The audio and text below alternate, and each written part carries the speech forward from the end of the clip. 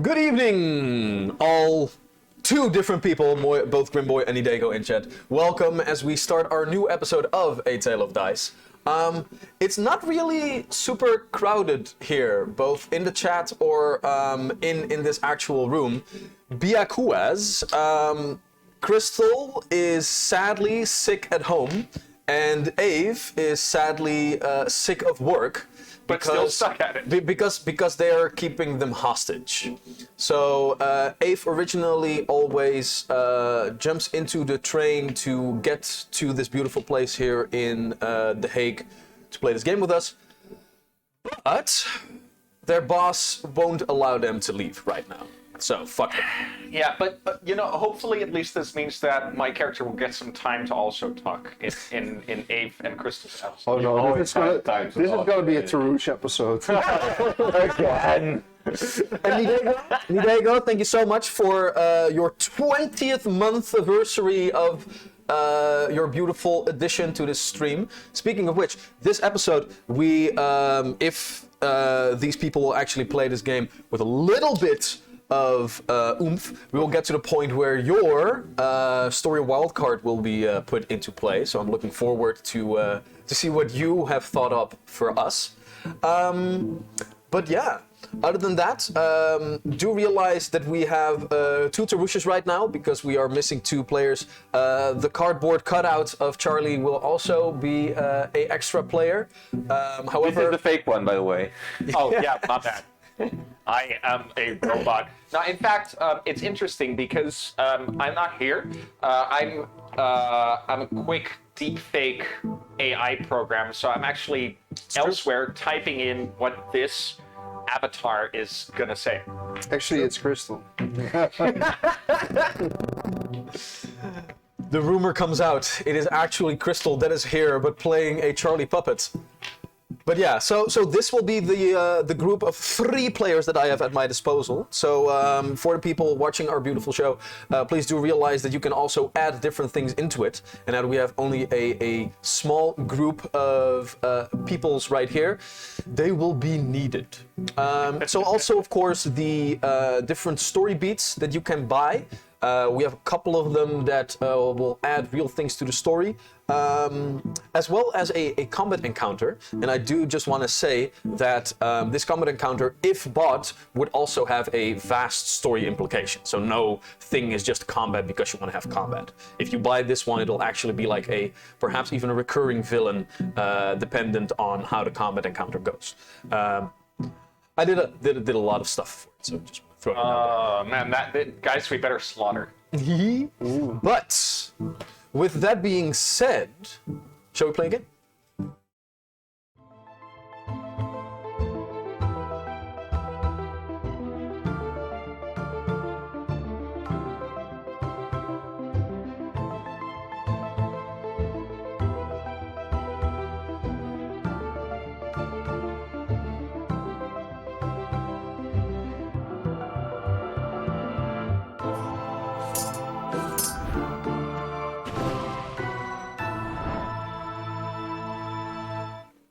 And we're back. So, to jump into this episode of a game of Pathfinder 2nd Edition, last we left off, our heroes, known as the Pack, had boarded the airship known as the Razorleaf, belonging to the beautiful noble house of Thorncleft.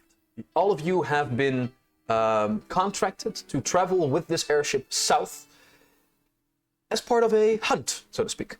You are here to track down and take the first kills of a herd of owlbears that has made their way into the vicinity and onto the lands of, among others, or at least the hunting grounds of House Thorncleft. This beautiful, vast green airship will be the cab, basically, for both bringing you further south and then also bringing all of the owlbear carcasses with it back to the city from whence all of them came. But as these travels continue, you have also learned that you will not be the only ones trying to make the first kills on this herd of owlbears. It seems that a other guild of hunters, known as the Purifiers, is also underway to, well, lay claim to this group. So, time is of the essence. And therefore, you are now underway with your last day of travel towards the fields and forests where you expect these owlbears to be. As this second day of travel has commenced, you have already thwarted the hampering effects of a sleet storm that hit your vessel the previous day. But now, as you guys are waking up in this cold, very refreshing and awakening winter weather, you take a couple of steps on the deck of the Razor Leaf, at which point one of the triplets of blue-skinned tieflings that are the deckhands here looks over the railing and begins to utter a couple of words to the captain at the helm. Sir, you might want to take a look at what is down there. So, in so doing, the captain grunts a couple of words under his breath and goes, "Ugh. All right, get a spyglass into the hands of one of these people. Let's see what we're dealing with here." So, as you guys walk up to the railing of the ship, all of you go ahead and make me a perception check real quick.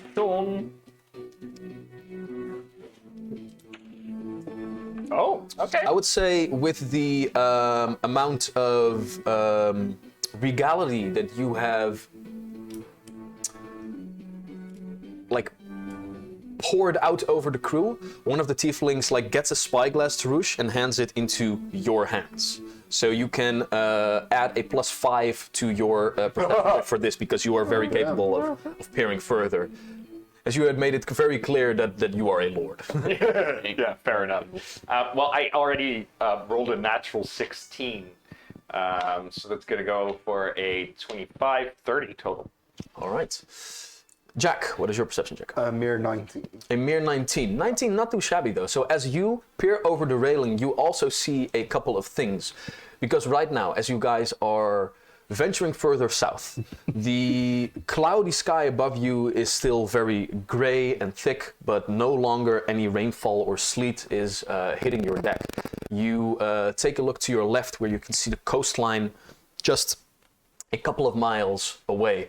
But right here underneath you, you see like a patchwork of a forest.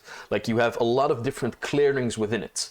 And you peer towards one of these clearings where you can see a small sort of bonfire being lit, and around it you see like a circle of people dancing, basically, which is drawing the attention of you and your crew. Crone, what is your perception check? 24? Yes. All right. As you peer towards this group, you focus. And next to the fact that you can see the same things that Jack is also seeing, you also feel something else. Because during your previous adventures, you have been in touch with something, a certain vibration that is ever present, something that the shepherd called the echoes of power. Oh, damn. And right now, as you peer towards this group, you can almost feel the vibrations coming up from them towards you, like resonating with that small sliver in your mind of the echoes of power that still is instilled within you. You remember that you still hold a little bit of power that the shepherd had taught you, and it seems that these traces are still very much present. Okay. Tarush, what was your perception check? 30. 30. All right. And with a 30 as a beautiful critical success, you take a good long look, and you not only see this group of people dancing around the campfire, but you can also see what they are wearing. Go ahead and make me a straight up intelligence check real quick. Oh, you can do this. 12. 12. All right, for a straight up intelligence check, that ain't too bad. So as you take a look, you can see that they are wearing dark green robes, and most of them are wearing a mask of similar design, where they have like a singular mouth hole, no eyes, but like different like waves, almost as like a Tarush wouldn't recognize this, but you would as Charlie, like a Wi-Fi symbol, basically, like pointing upward, like waves going upward from their mouth up to like a blinded face. But with a 12 in your intelligence check, you see in these robes a sort of similar depiction as what you remember was on the murals of the Temple of the Shepherd. You remember this temple that you guys had uncovered in your previous quest that dated back to at least worship of like dragons during like the primeval times where dragons were battling each other. And the murals depicted some sort of people worshipping magic, and at the very end of this temple, this large dragon. And these robes seem to have like the same markings on the side as you saw in the murals of the temple that you uncovered. As you guys see this, the captain hollers a couple of words. So, what are we dealing with? Can we ignore this and move on? Or is this danger? So Tarush lowers the eyeglass, the spyglass, and looks over at his companions. I think this is something we will want to investigate. Yeah. I think this might be related to what we found underwater, if you understand the gist of my meaning. I think they're interacting with something we do not want them to be interacting with. Yes. And they just look like druids to me, actually. These are not druids. They are not worshipping natural powers. These are more connected to those crystals. And I look over at Olaf. Crystals. And you can see the Galaxy Panther's fur stands on end and goes, "Yes, that is not correct. We should do something about it." Pretty good impression. Best I could do. Like I'm missing the cutesy part, you know. Yeah. So I say, Captain, is it possible?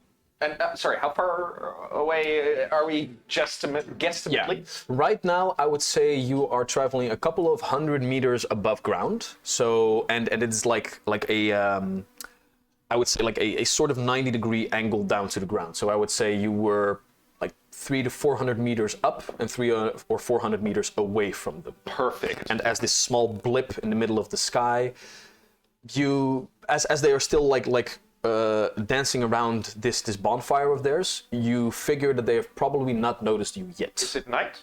No, this would be like somewhere mid afternoon. This would be like 3-4 o'clock in the afternoon when you get to this. I say we go down here, make our way to them as quickly as possible.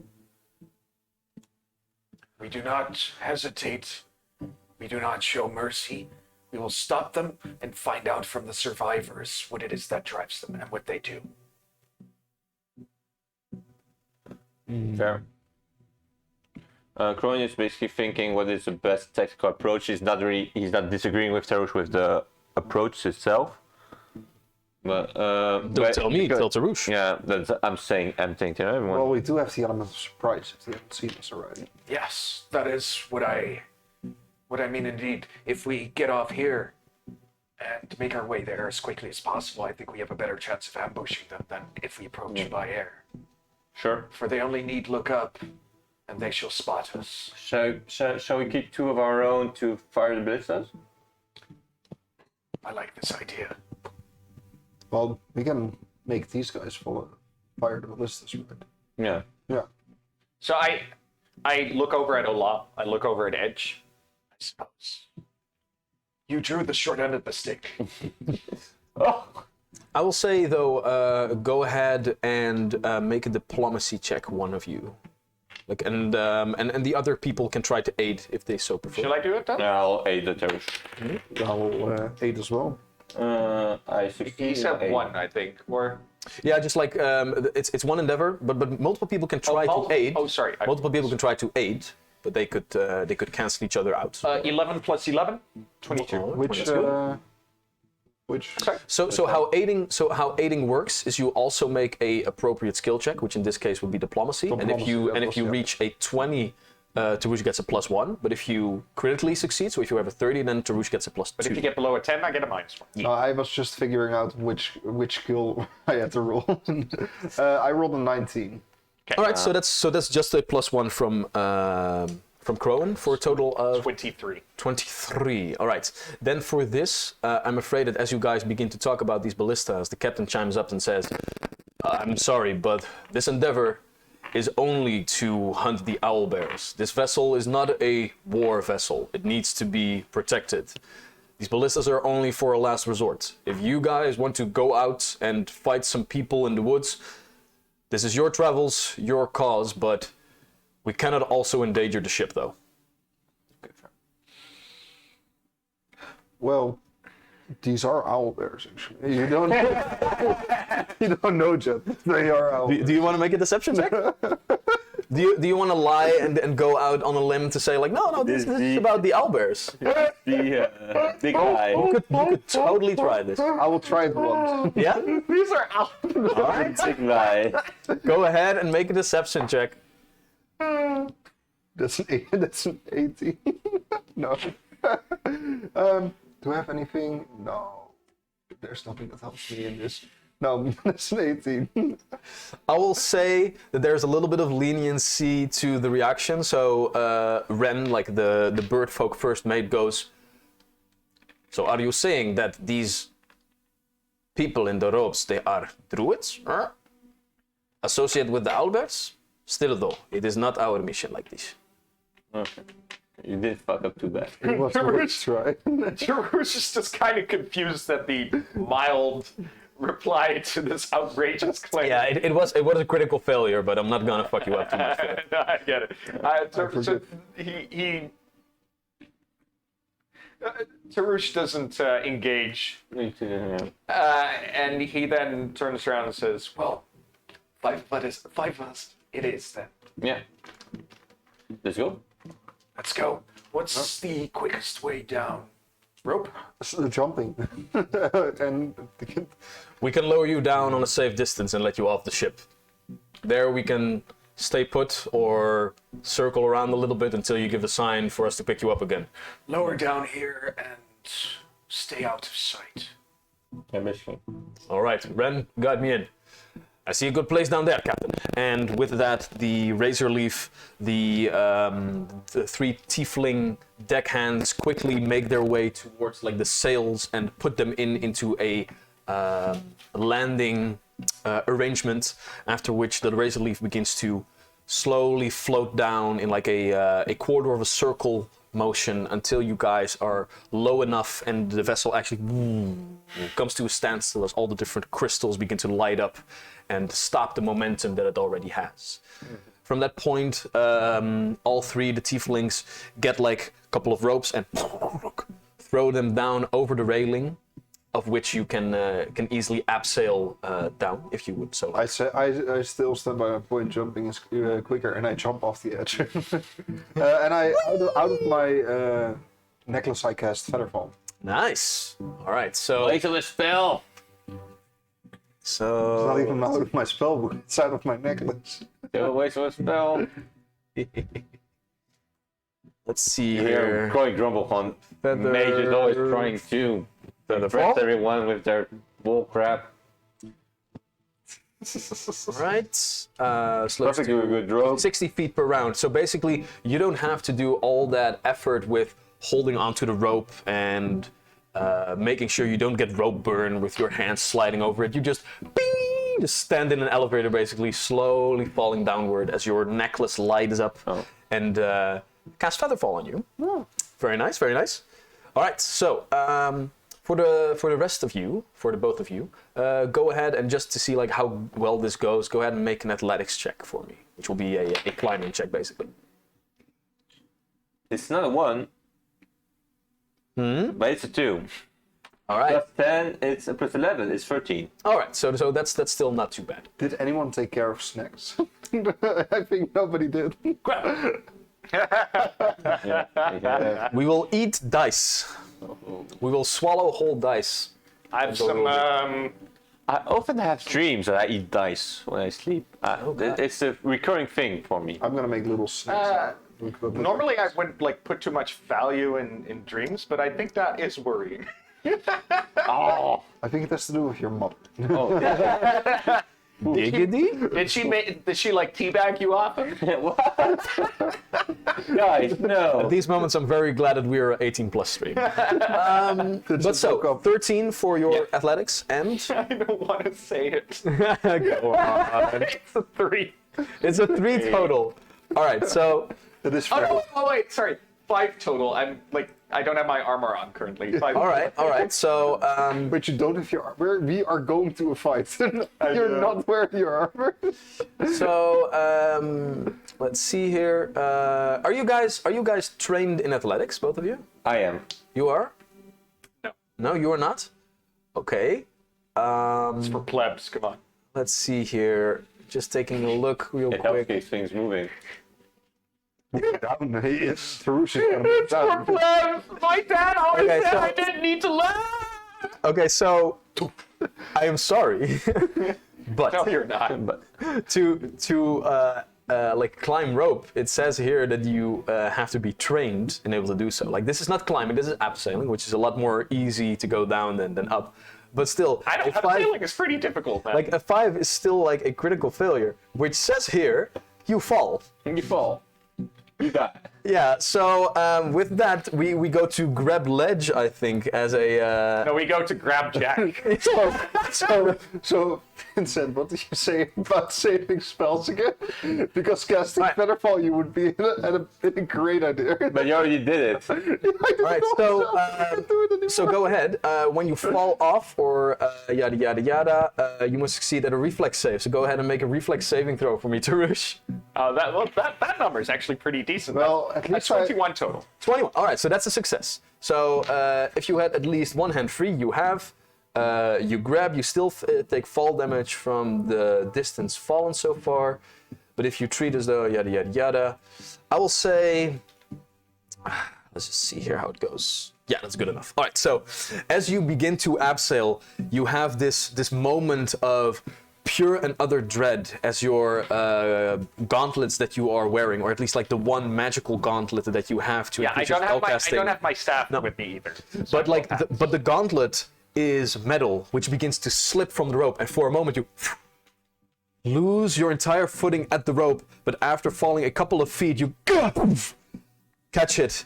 At which point, like Jack, still like in an elevator, slowly going down, looks up for a moment, but you are safe. You okay? The only damage that you took was a little bit of psychic damage because of the shame that you almost fell out of the ship. I'm just like holding on.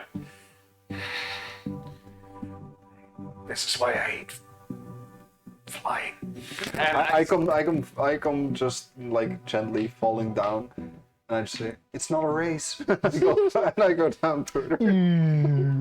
All right, but without much difficulties afterwards, both or all three of you make it down to the ground. We will say for the sake of this that Olam and Edge are also with you as like the team to go in with this, but they are just not very talkative as of this. okay. So, with that, you guys are now a couple of 100 feet away from where this bonfire was being kept. Oh yeah, here we go. Well, Already? So right now, as you take a look, you can see like the small plume of black smoke still like going up from the small campfire, small bonfire ways away. So you know exactly where you need to go. And for most of the part, you guys could stay like in forested areas to obscure your, what do you call it? I want to say ascent, but that's not the word. Progress? Descent. No, you getting there. Process of you getting there. Approach. So, approach. Thank you. That was the word I was looking for. So, what would you guys like to do? We're not controlling Olam or Edge, right? No, but like you can ask them to do certain things for you. I think the one who would make the most sense is have Edge as a forward guard to scout ahead, because she's they're the sneakiest of us, and Well, I'm on the lookout for anything else that might be a danger, and then we trying to be as discreet as possible. Just move on. Aren't you good at stealth too, by the way? I'm not that good at stealth. I'm not bad. I'm You're very good. All right. So, do you guys wanna send Edge out on a? Oh, there we go. All right. Me? So, before you guys begin with this endeavor, we need to roll on the wild magic table to see what happens. And Yeah, indeed, Nadeko. Send the monk ahead, says the rogue. here we go. Here we go. Y'all looking at the table? Yes. Okay, that was. I don't know what I did wrong. You try. Click. Ah, there we go. 12. That is- Oh, okay. I was thinking that you might say natural 20, but so for a 12, where is my list? Where's my list? We still don't have food. We're getting fat, but we do not have food. I think like there's still some 2-week-old grapes in the fridge. All right. Nice. Raisin. So then a additional d20, please, for me, my good man Charlie, because as always, even are the enemies because you guys are odd. How dare you call me a good man? 19. 19. All right. So with that, as you guys are thinking of what you are going to do, you begin to realize that slowly but surely the world around you is getting smaller. Oh no, wait. The power of the artifact is growing each and every one of you. So you guys are standing underneath like a tree, and eventually you have to like squat down a little bit as the artifact casts basically enlarge on all of you. So all of you are now large creatures. Still damn. obscured by the forest, but as you like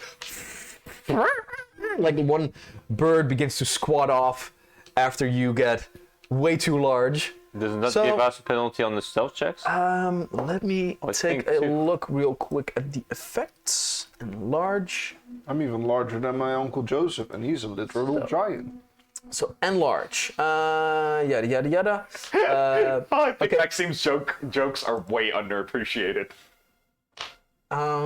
Yeah. So you get clumsy 1, which indeed is a minus penalty to all things dexterity based, including AC, reflex saves, ranged attacks, and skill checks with stealth. So you have a -1 to your stealth checks. However, you guys are way more good at the melee combat right now because your range is increased by 5 feet. So you can now hit people that are like 10 feet away from you, and you get a +2 bonus to melee damage. So yeah, so you guys are now large. So as you all begin to grow, VFI faux fun, what would you like to do? So we are now what, like 4 meters tall?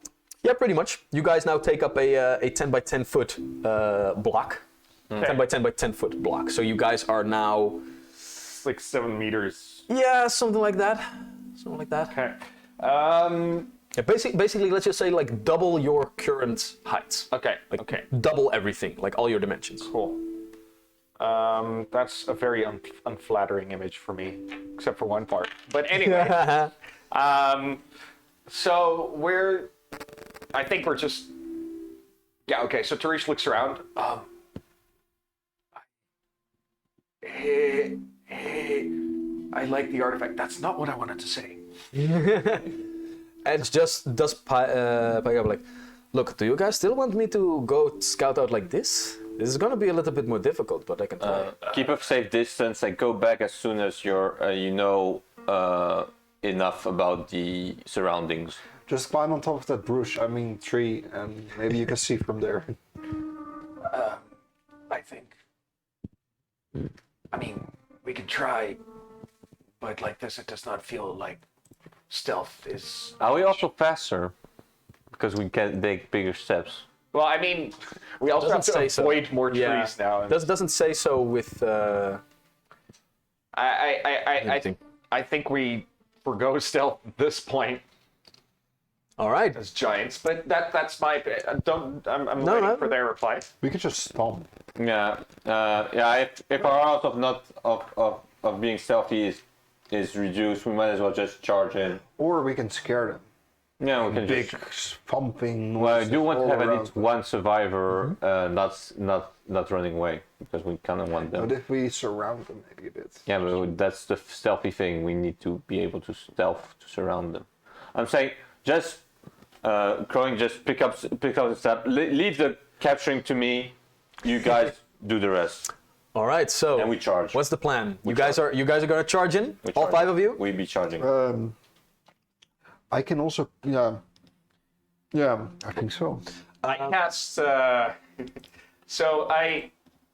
First off, oh wait, I don't have that spell ready. Just to remind you guys, you are pretty sure that you guys will head get to your destination after tonight. So Okay. the spells that you will use on this endeavor and stuff, like all the resources that you spend, you will get a long rest before the actual owlbear hunt will take place.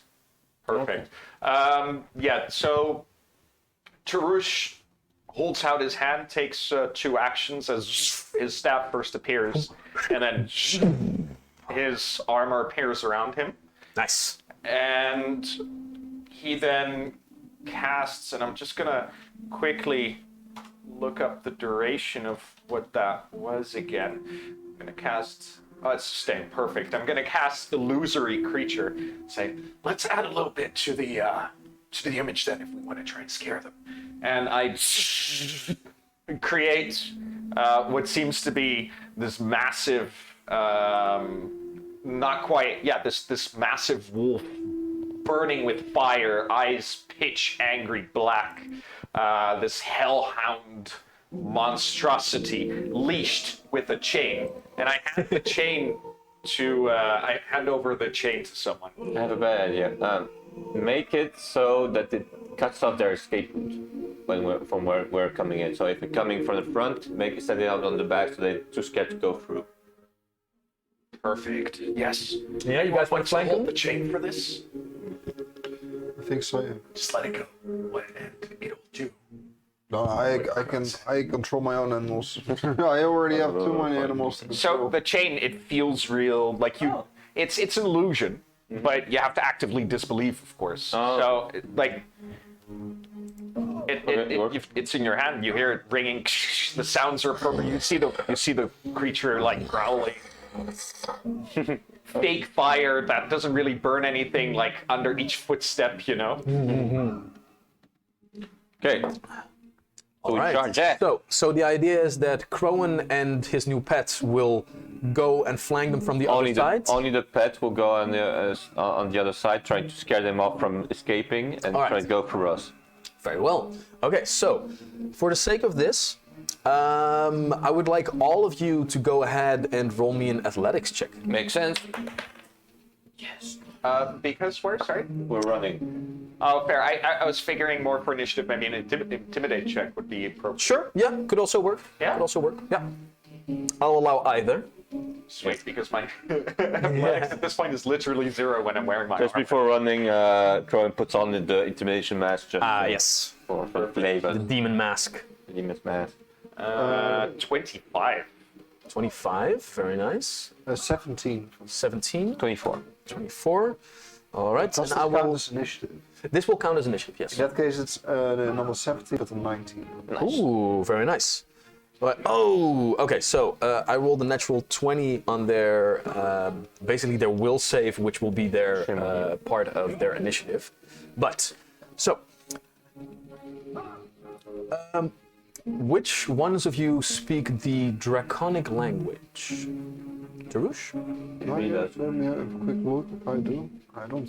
I cannot say I don't think so, but I haven't figured out my languages yet. I did. But Really? It's like this far into the campaign, I feel like no, I I'm don't. that in. I did figure I out. think I have a bit of I know a bit of Abyssal Okay. because I want to because they're the main threat and I want to know the Those are aspects of your characters. Like I keep track of literally all of the other characters. Yes. Who do you? This is your turn. So, Tarush, as you begin to and make a display of your new giant's power, you begin to hear what these people are chanting in the draconic language, as you begin to hear what basically translates to, "Hearken to the echoes of power, the whispers in the wind. They are all around us, everlasting and eternal. Hearken to the echoes of power, the whispers in the wind." And they are like repeating these phrases as they are dancing around the campfire, which you hear for but a couple of moments until you hear like a murmuring begin to become apparent within the group that you are charging now, as you are like pushing yourselves through the wooded lands, as they all go a little, "Oh, what is happening? Who is that? Are we being attacked? What is going on? Is the ritual working?" Like, you have a lot of different murmurings as they are right now basically just all of them preparing an action to do whatever. At which point, one by one, each and every one of you bursts through with a very intimidating presence. The first of which will be Tarush, I believe. So, Tarush, as you come upon this small clearing within the woods, you see a bonfire of what seems to be just lackluster wood pushed together, and all of these individuals all wearing similar robes and masks, except for one. As you see one individual now standing a little bit up front, also like backing up as a giant has just appeared out in the open, but it immediately rings as this person is not wearing a wooden mask, but what seems to be a gilded one. Crone, upon seeing that guy, is gonna yell, "This one's mine!" As Crowan also bursts through, of course, but you still have your turn, Tarush. What would you like to do? So I come in and I just I scream. I reply in I reply in Draconic. Yeah. "You have summoned something very different on this night." And I smash down my staff. First, I sustain the illusion. As Crowan's behind me, the creature, it pulls loose, the chain just snaps, and turns into ashes as the creature just runs past as quickly as it can. It circles around the camp to try and cut them off from the other angle. That's my first action. Then for my second and third, I will be performing a Spell. Feat of magic. Let's see, which one shall we go for today? What's the range? Is there a battle map situation? We don't have a battle map because this will work easier in the theater of the mind. But That's like fair. the entire clearing is about like a 60 to 80 diameter circle of open space. So right now you would be 20 to 30 feet away from the actual bonfire in the middle, with like a group of what you seem to be cultists surrounding it haphazardly. So like the closest one to you would be like one of the lackeys, and then the one with the gilded mask, which are like 15, 20 feet away from you. 15. Perfect. That's the number I wanted to hear. I cast Color Spray on the two of them. All right. So I then focus my energies, and this flash of light just erupts, and it flows over them, and they need to make a will save. All right. So I will just go ahead and roll a couple ones. I always use the golden rule of 3 to just like give a. Oh no, wait! You're just talking a couple of the front ones. The two that I showed. Right. One of the cultists and one and the gilded. Yeah, in that case, they both fail with like a 6 and a 7 on their That's a respective crit saves. fail. Nice. They are stunned for 1 round and blinded for a minute. All right. At which point, as you are very clearly doing a hostile action, all of them have basically like a action ready to run away. So the rest of them just like, "Oh my god, what is happening?" And they just begin to scatter, which now means that they are completely spread out over the entirety of this clearing, as they are all just like trying to get away from all of you. However, in the woods, unbeknownst to them exactly where it is, this large being has now bolted to the other side. So you realize that a lot of them are now running into your illusion and will be as you wanted it to, be stopped when they get like to their next turn and actually like try to move away even further. Okay. All right, so that is Tarush's turn, which brings us to Kerwin. How far am I from the gilded mask guy? I would say a little bit the same as Tarush, like 20. We will say like if you want to get in melee, One we move just action. need one move action. Okay, Yeah. I'm gonna move action, then whack him twice for my sap, I guess, because he's already. I can already get the steam damage, right? So he was already stunned, right, Tarush? Stunned, then blinded. Stunned and blinded, yeah. So you have all of the flat-footedness on this guy. And I do a natural 20. Ooh, So damn. That's like 32. Let's see. Sap is 31. 31? 31, yeah. 30. Oh, sorry, to hit. Yeah, that's a critical, Yeah, critical that's hit. pretty good. I yeah. figured as much. And that's 2 times 3d6 plus 8. That's oh, that's only a 5, and then 12, 17, 25 damage. Non-lethal. Yeah, so it's good that you did non-lethal, because otherwise you would have basically just splatted it head out of midair, like just as a overripe grape. But now you make sure that you like get the sap a little bit lower and just like bonking him on the head as he falls down. At which point, like the mask falls off, and you see a human figure, like a little bit middle-aged, like mid-40s, like rough brown beard, a little bit of a widow's peak, like creeping up. I don't see anyone willing to fight now, right? All of these beings look, all of these people look very, very scared and confused. Yeah. And am I in range of another one because I still have one attack left? As you are a large being right now, you have a range of 10 feet. So as you walk up to this one guy, bonk him on the head, you can easily also go to one of the lackeys next to him. Bonk another one. Go ahead. That is 27 minus 4, that is 23. 23, still a hit. Still a hit. With the shake attack. Attack. Yeah, right. Precision damage in this game is always, yeah. 18 and 18 damage in total. And another one, boonk, gets bonked and goes down. Okay, that was my action. That was your my turn. action. All right, which brings us to Jacques. Well, I think that the illusory animal is not the only thing that's jumping out of the bushes, because I cast Summon Animal, Ooh. 3rd level, and that will cast a black bear. Ooh, nice. Like a large black bear comes growling out of the bushes on the other, kind of like closing in on them. All right. Switch mic. Yes. No. You keep yours on. One of the mic other that's mics that we have in the.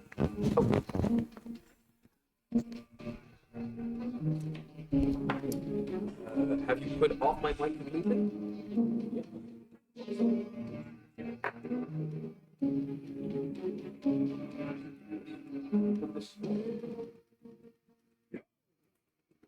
Okay. What I'm gonna do is I'm gonna make it claw at someone, which will be. Let's make a look. Test 1, 2, 3. Test 1, 2, 3. Thanks. Yep. Very good. Can you put that one in quarantine? The previous one. Yeah. Which will be a 23 to hit. 23 to hit. Yeah, that'll totally hit. Let me have a quick look. That's a D6. I have one very important question for you, though. Yeah. Monsieur Jacques, because you are commanding this bear, is that Yeah. correct? So, what's its name?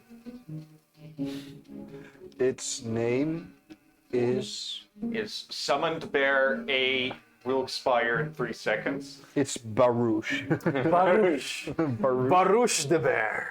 Very good. Said it. And after that, for my second action, I'm going to grab them. And that I can do that because the last action was a success with a strike. In that case, the person that I attacked is grabbed. For now. All right. So as the cultists try to get away, one of them tries to walk into a bush, at which point Baruch the bear steps out and just claws and gets one of the cultists in their grasp. Oh my god!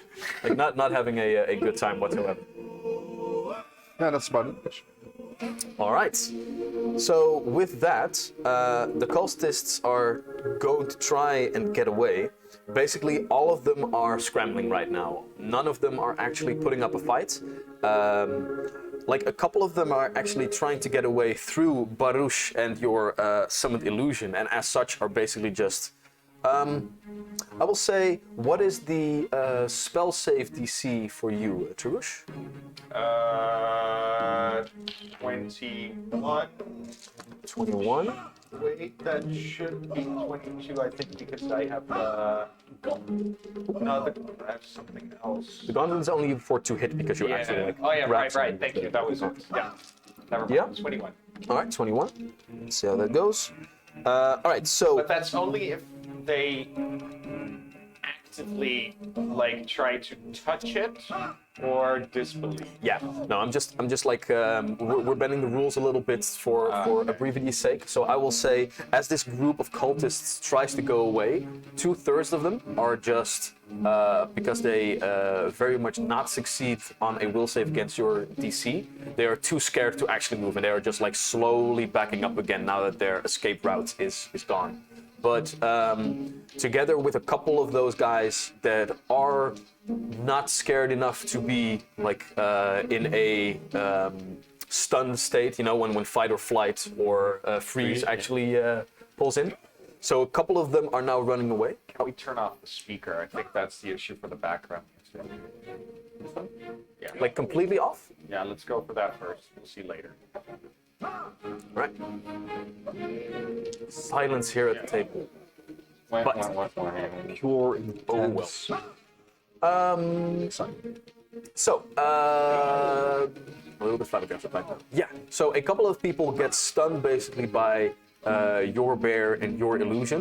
Some of them are smart enough to run away and make it out. And right now, I will say then that of the 12 cultists that were here, you have already incapacitated 2 of them. Another one is being grabbed by the bear, and 4 others are being frightened right now, but the other 5 are getting the heck out of Dodge. So basically, 3 on one side, 2 on another side are now entering the woods and trying to get away. So 5 are getting away now. Yeah, 5 are getting away. The rest of them are, 2 of them are knocked out, and 5 are still in your grasp at the other side with the illusion and the bear keeping them in check. Which brings us to Tarush again. All right. So yeah, 1 action to sustain. After which, so are 2 of them adjacent to my illusion now Yeah. as they're running by? Perfect. My illusion attacks. Ooh, very good. And it will attack them with, let me see.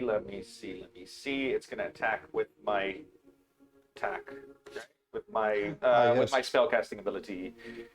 Seems appropriate. Yeah, spell tackle. I mean, that's the word. Finally. So that is a 19 on the first attack. Hits. Perfect. So then it deals. Oh man, I haven't used this die in a while. A meager D4. That's 7 mental damage. Ooh. Oh, gee. Still non-lethal, right? Yes. All right. That guy is actually still standing. As the what does the illusion actually do? So the illusion just leaps forward with its jaw and just bites in the leg, and he feels it. He feels the pain going through as it then bites through. It continues with another bite for a 17 plus 11, 28. Still hits. Yeah. 28 is actually a critical hit. Perfect. So that's 14 damage. Yeah, so if you wanted to kill him, then he would be dead, but you want him to just be unconscious. Well, the thing is like the creature bites him. But it's and- not actually... No, but I like to imagine that as it lets go, that only the nearest people would see really in the chaos probably. But the guy's just falling down screaming, "It bit my leg off! It bit my leg off!" And he just like falls down, and as he's screaming at his leg, which seems entirely perfectly intact and unharmed, he's just like, "My leg! It took my leg!" And which eventually he and he just faints. Yeah, he just faints of shock. And It is very scary. all right, 3 knocked out, 5 escaped, 4 still in your grasp, quite literally. My turn, I guess. Yeah, if we, is that all that you did to us? Oh, sorry. Yeah, I'm also playing with the sound settings. Oh, yeah. That would be only one action actually. So then I have another action. Oh, sure. Which I'm just gonna have some fun with because Tarush is already kind of realizing there's this thing in his head where he's realizing already like these are not fighters, these are dumb civilians that got roped into something, but they are still idiots. They're still deserving of death. Deserving. They're idiots, so they must die. They made a mistake, and therefore they should die. Nah, it's more than that. They did just make a mistake. So Tarush, No, they're commoners. That's their mistake. so Tarush holds up his spear and says, "Let's see how I've been doing in javelin throwing ever since the academy days." And he throws All right. for 7 plus 8, not difficult, 15 to hit. Hits. Yeah, these are commoners. I even looked up the stats because I was wrong. Didn't really matter. But their AC is only 13, so a couple of normal hits that I said were 23s were actually critical hits. Oh. Nice. You're welcome. That's 7 damage. 7 damage. All right. As this gigantic spear, because it grows with you due to the enlarge spell, gets thrown out, one of the cultists just like barely steps aside, and it leaves this gigantic gash in one of their legs. They are basically bleeding out now, but still on 2 hit points, like just like limping away, hinking away on one leg as their other one leaves this trail of blood behind. And Tarush sighs. "Everyone, you will surrender, or you should be hunted down and killed, and we will find your families and do the same to them." And I make an intimidation check. Please do. To well, at least to the same guy who I just barely hit. Wow. 29. 29. All right. So with that is a critical success. So with that, you have now basically started a what do you call it? Like group effort, because you can't target all of them at once, but you are basically just like beginning to instill like this vibe of you all of them should surrender, and the rest of you also pick up on this, and you can, if you want, also go with the flow of Tarush and do intimidation checks to see if you can stop this entire group of I basically wanted to do the exact same thing. Very good. All right. I mean, so, just for chat, Tarush is obviously bluffing. He would not go through the effort of fighting some commoners' families and murder. Like, that's not worth it if he doesn't have guards to command to do it, you know? all right. So, which brings us to Crowin. Okay. Crowing takes out his crossbow. Yeah, that was it. And on the other hand, takes out his horn for another +1. Yep. And so he can talk through the horn, right? You can talk through the horn. As an action, you say a phrase through the horn, and it is it basically has like the bullhorn cantrip. And basically what I do is, if you don't want to get shot or eaten, get on the ground now. All right. So item bonuses don't stack, so you just get a +1 to intimidation. I am sorry, those are the rules of the game. But through the horn, it does sound very loud, so it does help with carrying over, perhaps even to also like the other couple of cultists that have just run into the woods. Yeah. So go ahead and make an intimidation check. And that is, that's a pretty decent one. 28. 28, yeah, that's another critical success. So with that, you begin to see that these cultists are losing the will to fight on. But you still have 2 actions left, so if you want to do anything else.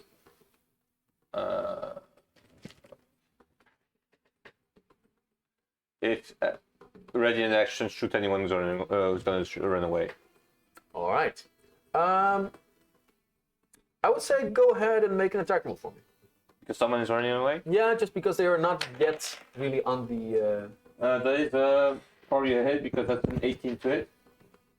That hits. Go ahead and roll damage. Is he trying to defend himself? Because I think that if he's going full on running, I can also apply sneak attack. I would say for this, because it's a little bit difficult, no precision. Why you do this? But still, to though, me? if you roll high enough, you might even be able to... Why you do this to me? I rolled 2. 2. All right.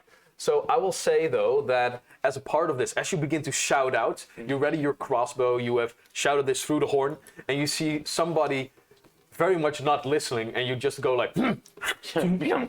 and this gigantic crossbow bolt, which also has been scaled up, pierces like through the shoulder.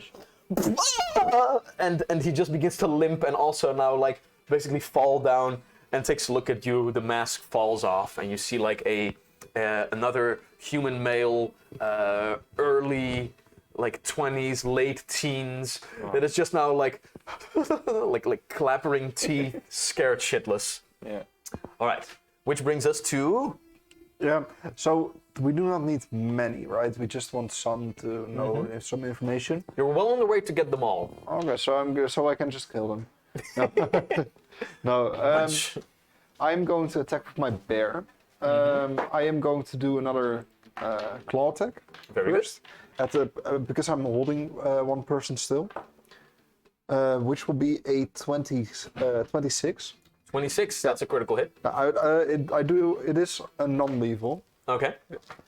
Let's have a look what it does. Oh, well, that's a 5 and a 3, that's an 8. And that's 18 points of damage. Against like the guy that you already had grabbed. Yeah.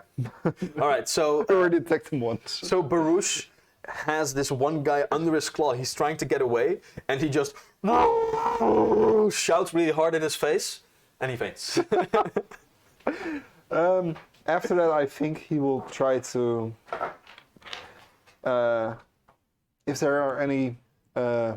We only have 2 basically guys left that are not wounded, and in so doing not scared shitless enough. So 2 are still like trying to get away. So I'm just gonna make sure he goes after one of them.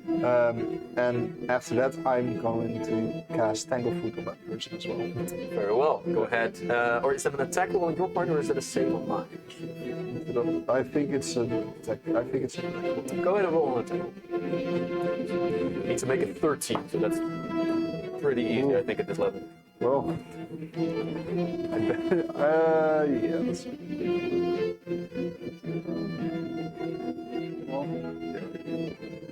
Yeah, I think I'm gonna make that. That's gonna be a 14. That's gonna be a 14. All right. Beautiful. Exactly what you need. And with that, the vines unwrap and hamper its movement. So with that, he also begins to fall to the ground.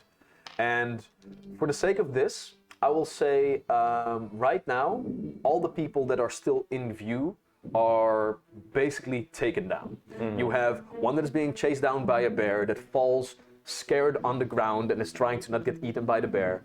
You have 2 people wounded, one by Tarush's spear and one by your bolt, that are now also like 2 wounded and 2 scared to do anything. The last one is tangle-footed, but you still count real quick.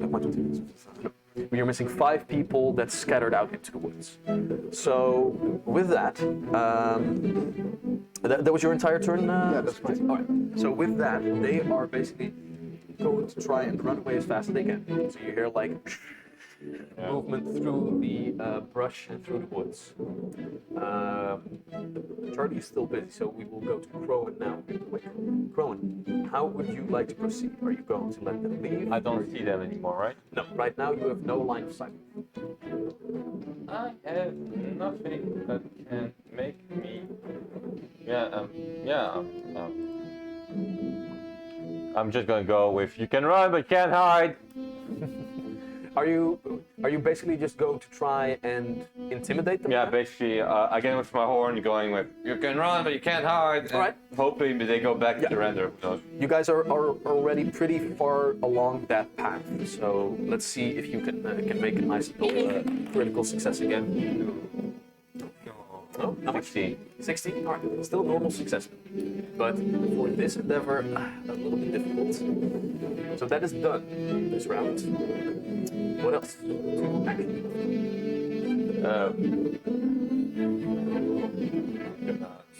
I'm gonna put a manacle around the wrist of the guy I knocked out, the gilded mask guy. Alright, so you are just going to focus on these guys. Yeah, I'm done. Alright. Jack, anything else that you would like to do? I think I'm going to cast Tanglefoot on the other person that was still leaving. Can I still do that or is he Yeah, gone? so basically all of the people that were leaving still, you got all of them. Like you set your bear after one of them, and that guy has now been like groveling on the floor because he is being like chased by a bear. He's just too scared, so he falls to the ground trying to like defend himself a little bit against the bear. So all of the people here are accounted for. Oh. Maybe like this. Yes. So all the people here are accounted for. You Okay. only though still have 5 people. You also have 7. You're still missing 5. 5 people that made their way into the woods. Like, are you okay? Basically, the question that runs through your mind is, am I okay with leaving the company? Hola, hey, Edge, get them. Yeah. Let's hope we got the kingpin, but I think that's fine at 5 minutes. Tarush, I don't know if we have a Charlie here. Yeah, Absolutely. All right. So, Tarush, same question for you. 5 people have ran into the woods. The other people are here and accounted for. I think scattering now and chasing after them would just give the others now a chance to escape. So I say we stick. Tarush will look around. Let them leave. I think they're meaningless. I think these are not the kingpins we're looking for, but pods. Let us use them as such. Very well. Now then, as you basically begin to group up this ragtag bunch of what seems to be commoners, you see that underneath their robes, they are all wearing normal clothing. After you like take a small moment while you are gathering. First thing I check, what's under their robes? Yeah, giggity. And as you group them together, would this be a good moment to take a little break and see if we can fix the audio on our side, Charlie? I mean, Or is it just the way it is for now? I've done all I can at this point. Yeah? Yeah. Okay. There's not much more I can try. Think. All right. Then this will be, as they say, how the cookie crumbles. So with that, without much effort, you get these couple of hillbillies together. And as you do, what would you like to do with them? Most of them are scared shitless and wounded, but stable. A couple of them are knocked the fuck out or fainted. Most of them have soiled themselves. I think we should tie them up. All right. Tie the not gilding mask around the tree with a rope. Seems like the most efficient way to do it. All right. So for that, go ahead and let's see here. Was that a lot of dice? Lot of dice. So that Yeah. or we can just gather the. Survival. I can cast web. I can just spin a web. Yeah.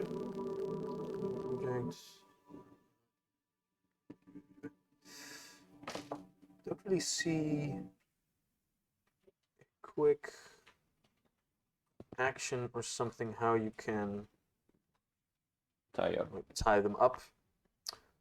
So we will say we'll make it easy for you. You wanted to do survival, Crowan, as a way to tie them up? Seems Yeah. reasonable enough. Like, if you're part of the Boy Scouts, then you learn how to tie knots. Fair. I'm gonna let Olam do it. Although Olam is not feeling it. Okay. No Okay. Olam here, so it will be you. Ah, Olam. damn you. Olam will aid you though. Okay, I need some aid. And Toulouse, like now that he's big, you know, we can just like put a log next to the bonfire. I say we tie them to this log. So if they refuse to cooperate, we can just roll them into the fire. It makes it conveniently made for us. I look at Rowan for this. I'm like, We're just gonna tie them around the tree. Maybe, no, I'm not good enough for that. Just tie them around the tree. We'll be fine. The torture methods we'll discuss later. If they're not cooperative. All right. So in your grand stature, you get a twig. I mean, a actual dislodged tree. This was actually a small tree which you bumped into while you were getting into this No, open I think I'm space. gonna use a tree that's actually still standing. There are 7 individuals. Do you Yeah. wish to all tie them to a singular tree? A big tree? Oak tree? I mean, 7 people around one of the trees. Yeah, that's not gonna work. That's a little bit difficult. No big trees? Well, but you wanna tie them to standing trees? Yeah, standing trees. Surely yeah. done. Like we'll group them up in groups of 3, Yeah. and then or like one group of 3, one group of 4, and then you have 2 or whatever. Yeah, that works. Just go ahead and make me a survival check to see how well you tie them up, and you get a +1 through the aiding of Olam. Thank So you. that's gonna be a total of 20. Total 20. Total 20 is pretty decent. Total of 20. All right, so you figure that they are pretty well tied up, and there are a couple of them that are just like shivering in fear, not really understanding what the hell is going on, and like 4 or 5 of them are still knocked out. Okay. To the one who's shivering in fear, I'm telling him, you have nothing to worry about as long as you cooperate. But first we're gonna speak to your leader. As she looks up to you, this older woman, it seems that all of these people here are human, and which isn't too weird. I mean, like you're in human lands over here, and this woman seems to be like somewhere in her 60s, like little thin gray hair, like running down, and now with also the fear sweat covering her face, she's just like. And as you say, like, you have nothing to worry about. You are still twice her size, and in her eyes, still like a giant or a group of giants that came here. And she has heard stories of how hill giants eat people. So she's still pretty scared, even if you're like, you have nothing to I worry. wasn't really focusing on reassuring her either. I was just, She's not speaking to you unless she actually has to. At yeah, this point. fair enough. So yeah, what would you guys like to do? I throw a bit of water on the face of the leader. All right, you try to wake him up. Yeah. Right. And with that,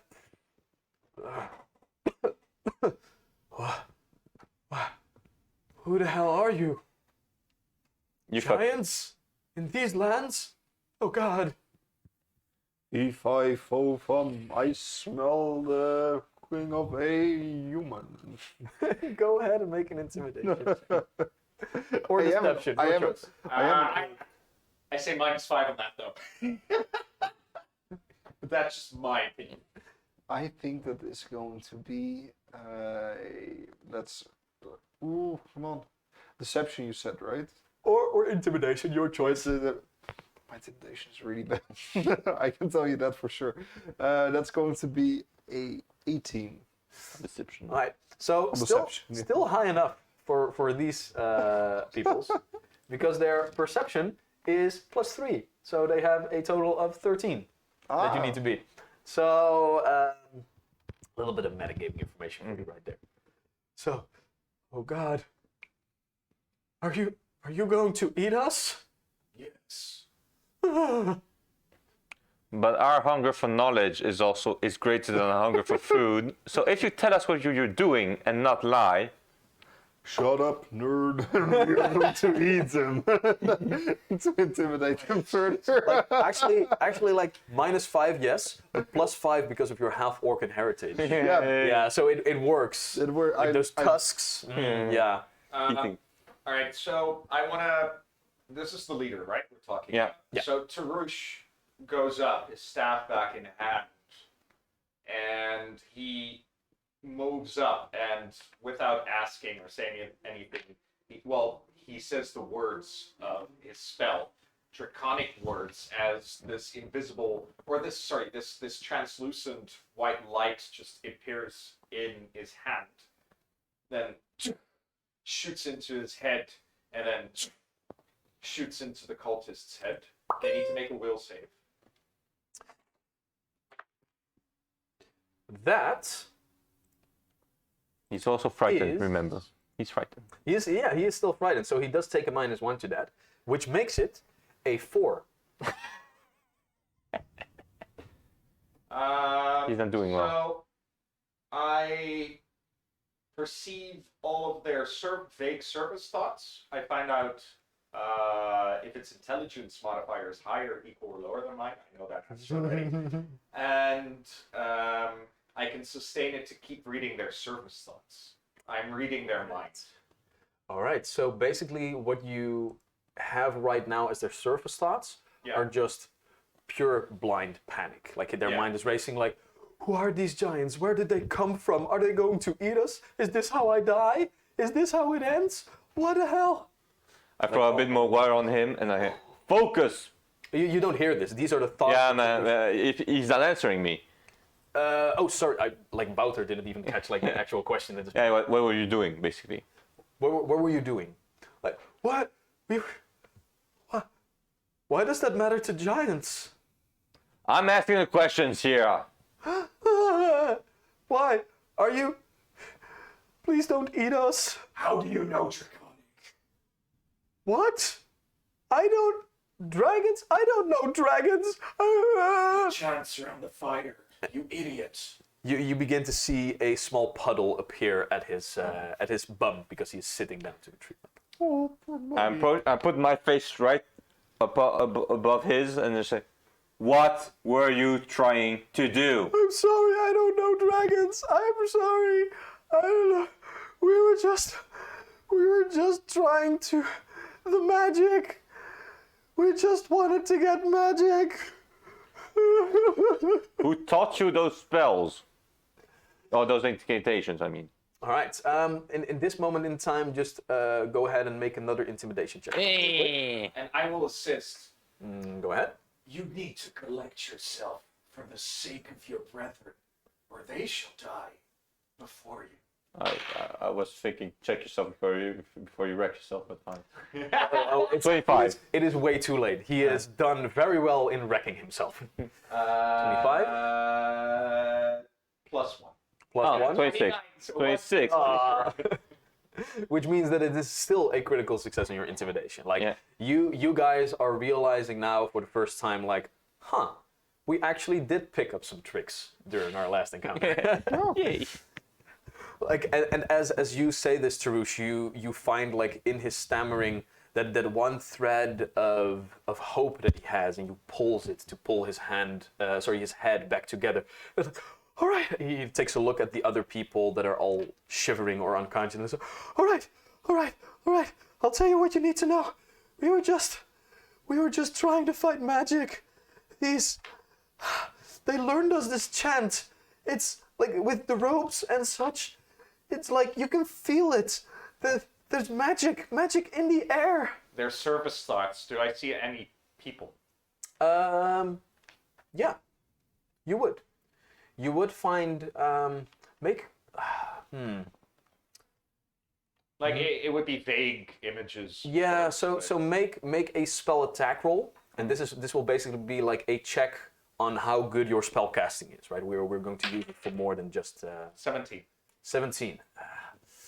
So you do see you see an individual basically speaking to these guys, older human man, bald, completely shaven, like a little bit of a monk-esque face, a little bit thick cheeks, like this is a man that has a little bit too much to eat, and you can see him standing at a podium as he like smacks it, and he is like very charismatically and loud proclaiming these things. You don't hear his name, but what you do see in this guy's memories is that even this guy is just a spokesperson. The man that you see here, like the leader with like the gilded mask, even he realized that this spokesperson wasn't the real deal, and he peers back to someone who's like just off in like the shadows, because this is all taking place in like a dimly lit room. Like this is basically like someone speaking to this group of cultists and instilling them with magical powers and blah, blah, blah, and speaking of the echoes of power, how they can be tapped into, how you can also tap into this might. You only have to believe. And like in the shadows, you see this one person just like standing there, arms over each other, just peering out. You don't really see enough of this person to make out any real features. But even this guy, as he was sitting there in this place, he realized that that was an actual man of status and power. Can I deceive him a little bit more? You can certainly try. I want to do a what do I call it again? I want to do a message spell. So to talk to him, but I can do that without verbal or somatic. All right. Components. So I can just, and I want to just very daintily whisper in his mind. That's not how you get magic. You just need to study to get my powers. I'm sorry. There was just. Wait. Are you? What do you mean? Oh my God. Who was that? Are you don't magical know. giants? I do not have magic.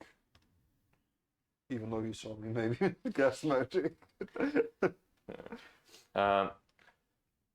Where do you share the information? Not yet, right? We're in the moment. Not yet. No. I'm like focusing. I'm listening. Yeah. I won't share. Like he doesn't know per se. I guess I'm reading his mind. No. We come from Brotherkeep.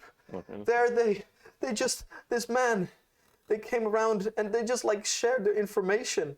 They just shared their information about these echoes, how you can tap into them, and like we don't mean any harm.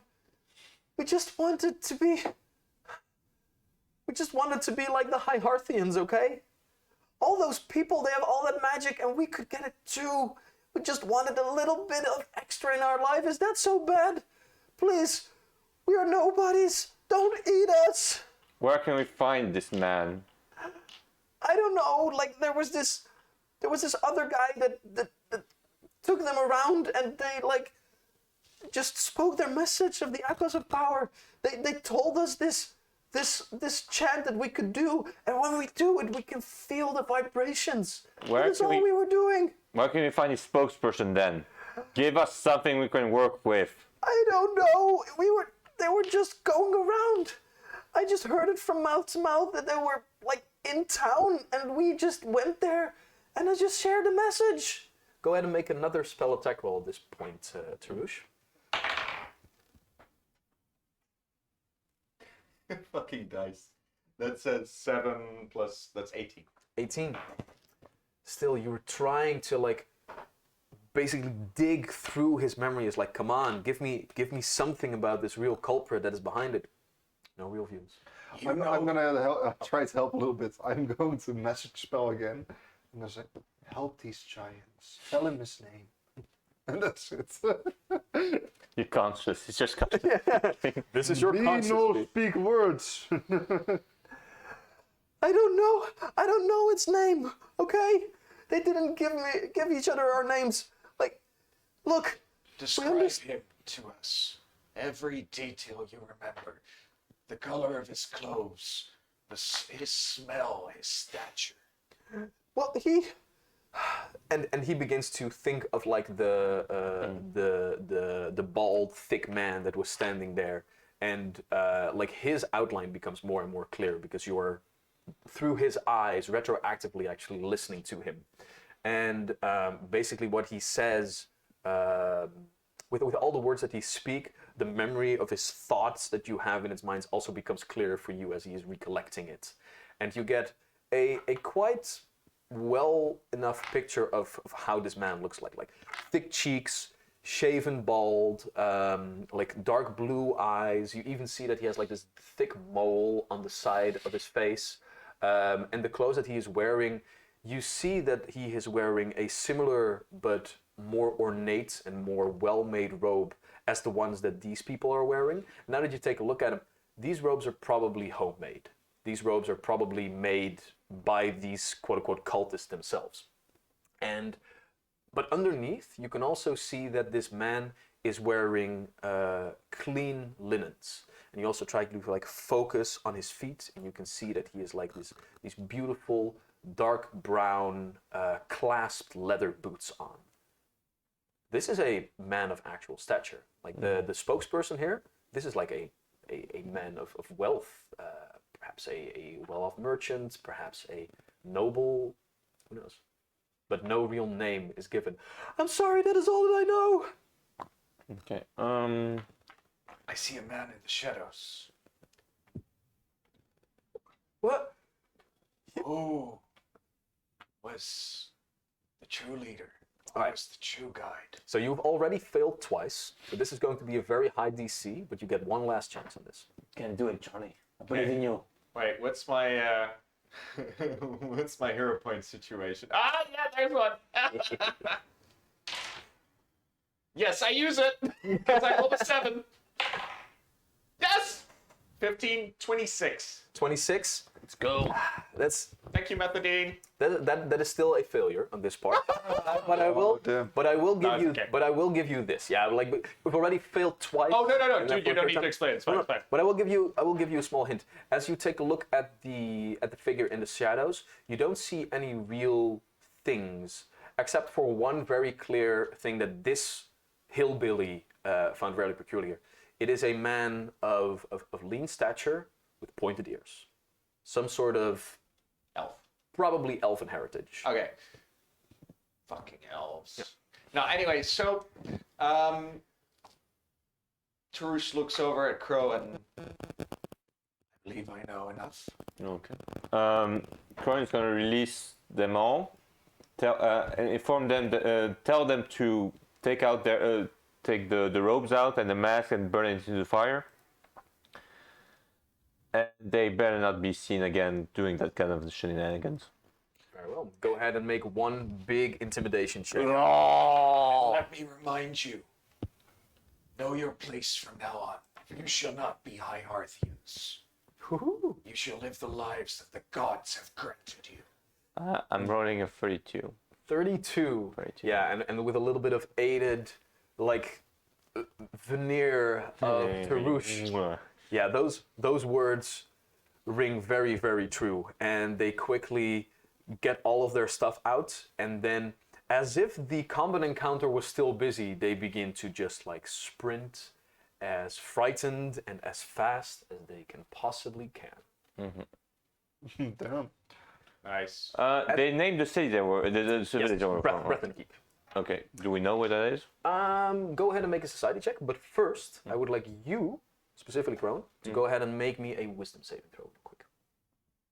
A will save, sorry. I What is roll. wisdom based, bud? I roll 20 total. 20 total? Yeah. All right. As you gaze into the flames of these green robes and masks that are thrown into it, your eyes just catch there for a moment. And for a time, like that vibration just enters your mind. You have like this one sharp of a headache, but you quickly shake it off. Okay. Whatever problematic things might be happening, they don't grasp your mind. I'm infected still. Damn it! Nice. Shall we take a break here? Not infected in June, right? And if that is all that you guys do, then with that you quickly get back to the ship, climb aboard. We will not make checks for that today. Don't want to kill Tarush again. And while you are walking towards it, like with every step you get a little bit smaller as the magic of the artifact wanes. And as you guys get back on board and continue your journey, we will indeed go ahead and take a little break. I do think, though, this break will be a little bit longer Gasp. than usual, because somewhere around this break we should have a joining in. Oh, right. Yeah, Abe's still underway, of course. Hell yeah. So and I will work my best. So Work your magic. Let's do 20 to 20 plus minutes. Yeah, we'll say we try to be back here at 8:45, like 8:45. We will try. So if you guys are in chat by that moment, we will be in chat, but we might not be live just yet because Charlie is just very lazy. But we will see if he is very lazy. Oh. See you guys soon. Nice. And thank you for staying with us through all the audio shenanigans. Drama. Drama!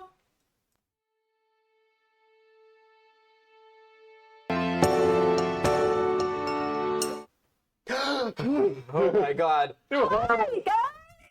I'm here! You have acquired a eighth. It's very nice. Let's just see. Yeah, the camera is looking good. We have our two beautiful male counterparts sitting at one side of the table. Yeah, you for heard it now- correctly. You said MILF counterparts. We are counterparts. Male counters. We are the counterparts to Mills. Yeah, Maxime for now is still Maxime, stop fixing- eating! Fixing it. Yeah, we did. No, wait. We were fed though. No, were I fed, though. refunded all Oh, of you them. refunded. Okay. So, I'm dying here. Maxime, this is why no one likes you. You know that, right? We're your only friends. retroactively, Relaxaquid has already fed you, Maxime, so it is okay now. It is You're okay. on, you're on. But yeah, so Maxime is still fixing his last, his new microphone. He's still swallowing. So, Title of your sex tape. okay. So I think with that, we are ready to jump back into the game. Yes? No? Maybe? Yep. I'm gonna need a little recap because I have to stop watching for a little. That is exactly what we are going to do here right here. So, to jump back into the episode.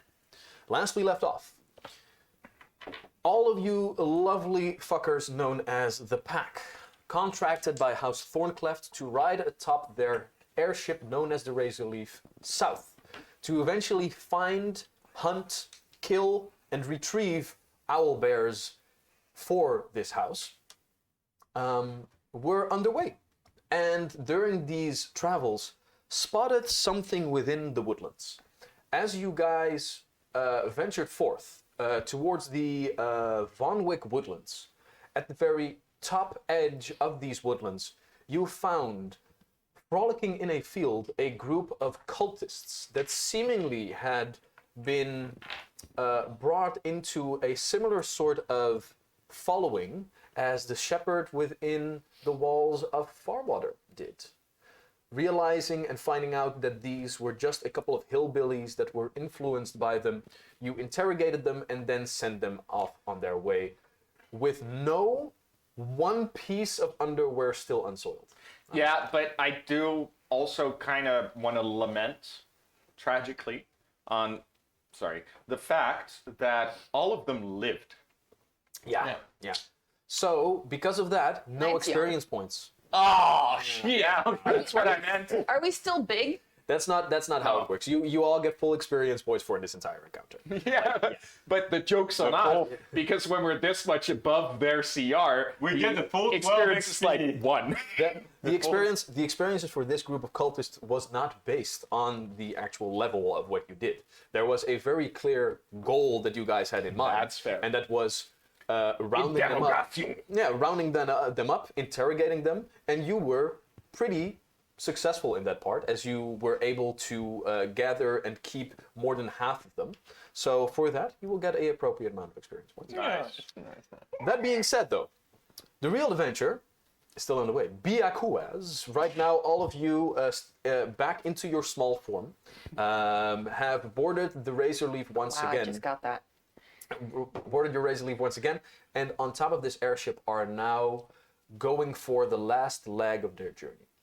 So, the captain laments that due to the weather circumstances of yesterday, Jesus, brother, take a breath.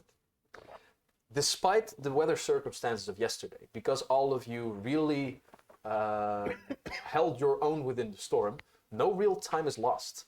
And it seems that you guys will be arriving on the hunting grounds, or at least at the place where you think these beasts would be, early in the morning. So right now we turn our attention to the ship, where you guys are able to have a hearty meal at the hands of Sasha Green, with or without edibles, depending on like what kind of night you want to have, and can then all take a long rest before you will abseil from the ship and go on your hunt. Hey, I just want to like do a little group question. I think it won't be necessary if I prepare mind reading again for the owlbear hunt, right? Probably not. Oh, I don't think so. So with that, as you guys are eating and basically have the rest of the evening to yourselves, is there anything that you would like to? I would like the edibles. You can't present Edge with edibles and then all right. expect them not to do. In that case, you can like Edge even more so, because Edge was the one to help Sasha when she was in trouble. So you can get a little bit of like, they're not too strong, but they take. Oh, but that's good. That's good. Yeah, but- Having a small high and looking up at the stars, that's the best. Like, man. I'm sorry, I don't know any better way to describe this. They just take the edge off. Loosen Like the they, load. they just like make everything vibrate a little bit. Takes the edibles and just disappears. Like They are gone. like these are Lovely, they're nice. these are the edibles that like make you sit and just like stare in front and then go like, I don't really feel anything. And they're like, Edge, you've been staring at the wall for 20 minutes. All right, I guess they do something. And then you are just having a very pleasant time with that. Oh, can I make 2 more rolls for the past night and for this one for learning a new spell? Right, yeah, because Tarush is doing his homework underway. So Yeah. go ahead and roll those 2 checks real quick. You know the DC? Yeah, DC, it's a level 3 spell. All right, so that would be a 20 then, I think. Yeah, that's DC 20, and I noticed that I didn't properly write down the last time, but I'll add that later. First one is going to be a 24. That's, I think, a 24. Wait, no, what's my Burpees. arcana? Sorry, Oh, that was a 26. And the second one is 17 plus 13. Ooh, for a critical success. All right. So, so make sure that you get a little bit of pocket change for writing those spells, because you need like gold pieces for good parchment and ink. But when you get a critical success, I think that you get a little bit of the cost back. Well, in this case, that's only if I learn the spell as normal. What I'm doing right now is I'm basically saving up non-existent money that I will save on learning the spell. Oh, sure. Yeah. So how it works is every time I roll correctly, I get a little bit of, it's not actual gold pieces, but it's gold pieces that I can detract from when I actually learn it. Gotcha. All right. So I can save up until it becomes free. Very nice. So you were studying. Well, Tarush is doing this, and Edge is not tripping their theoretical balls up, but just having a good time. Is there anything that a Jack or a Crone would like to do? I should be studying, maybe. I'm I'm not probably gonna. gonna ask Jack what he knows about owlbear tactics and living habits. Don't tell me. Yeah. Be Crone. Be Crone. Goddamn it. And ask. So don't tell me like I want to ask Jack. Just say to me, hey, Crone is going to walk up to Jack real quick. Look, Walter. You should ask Crone your mom. has charisma of 16. Do I look like I have charisma of 16? No, I have not. But like try to keep those things in character. You can just say to me like, I walk up to Jack, and then Yeah, Jack says hello. Hello. Jack. Hello. Have you been on those edibles? Just say I don't know my player characters. Can you tell me more about owlbears, where they tend to live, and how they tend to hunt or attack people? In the woods, and with their beaks. What they do is they have this blood curdling scream. It goes a bit like. That's canon now. That's canon now. Then louder. Wouter is taking notes. Oh my god, like it's like this fucking Family Guy skit where you're like, oh, that reminds me of the time I was in the woods with owlbears, and like you're walking through the woods, and you're like, And you're like, and you're like, oh shit, those are owlbears. they're coming to eat my flesh. So this scream is very loud, and it hurts your ears. So you have to stuff them. That's why we mostly go owlbear hunting in the winter, because you're already wearing a helmet. So it's really smart. They do also hibernate because they're also bears.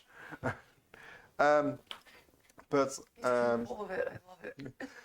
but they tend to they have what we call a matriarchal society.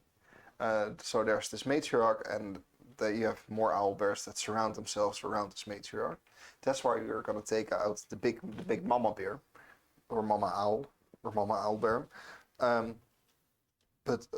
What was? Oh, they attack with ferocity, like bears, but In groups? He's They given all you. go at the same time. He has given you 0 actionable information thus far. I love it. can I make a lore check? You sure can. I have a woodlands lore. Yeah, so go ahead and make a nature check for me. Well, I actually have a lore. I have a woodlands lore. Oh, okay. have a Yeah. lore skill? So reduce the CA. Can I use one of my hero points as well? Think you can. We'll check it off. Otherwise, it will become more Alright, and more. so Project. with that, the DC will be a 14 for you. That's a 15. Hey, there you go. Why is it so low? Because it's a lore skill. Oh yeah, it's my untrained lore skill. Okay. I think I used. What was that? Oh, how do they attack in groups? Yeah. That was my question. Yeah. You would know that there are. You know what? This is a second success. You already had a previous one. You know that owlbears normally are just indeed very aggressive and very ferocious. There are some that are very solitary, but they are known to also travel in groups. And I will tell you that there have been sightings of variations.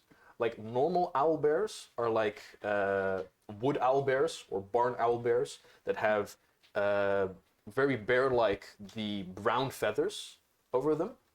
But you have also heard stories of ones that even have been touched, just like Charlie is touched right now, Really disconcerting. by a little bit of magic, turning their feathers into nice purples or even dark blues when they get older, instilling them with a little bit of fey magic. You can put the Kylo Ren mask on him if you want. No, I they just were don't made wanna there. draw They come shit in on all him. It's all different shapes. really hard not to mess with. So Crowan, they come in all different shapes and sizes. They can attack lonesome, just one, but there can also be a few. Especially when we find that mama owlbear, we might find a few more. So we need to, if we make sure that we're ready for more, then we can take on one. That's the whole shebang. Yeah. Troy is not sure what he has to do with, what he can do with this information, but thanks. Yeah, thank you, Jack. You're very welcome. You can always come to me if you need information Hey, on that stuff. for all our later listeners, I just want to read Crystal's amazingly. I don't know. It's just an amazing idea from chat. We should set up a show where we tell Maxime a word, I think a fake word, and make him explain what it is. I'm very good at making words. Crystal and I are already at some point going to start a podcast where we get people on who have studied ancient mythology at some point in their lives. And then they have to retell an ancient myth as well as they can. And we're going to call it Homer, a hardly even knower. Oh God, no. You are not going to plug your podcast during this. No. Of course it's- we are, because it's never going to happen. It's actually really fun because it's the most authentic way of telling an Yeah. epos. Yeah, Yeah. that's how you tell. And you epic probably story. get pretty close to the original I'm anyway. gonna go with the whole Troy sword. Let's go. I will say, because I had to check something real quick, just to be sure, you would know with your success that normally owlbears are indeed solitary creatures and that they only come together for mating season. So this would indeed mean that there's like, So if you hear multiple, you know we're in tough luck because then they're mating and they're together. Albert, And they're Owlbears holding- have sex like tortoises now.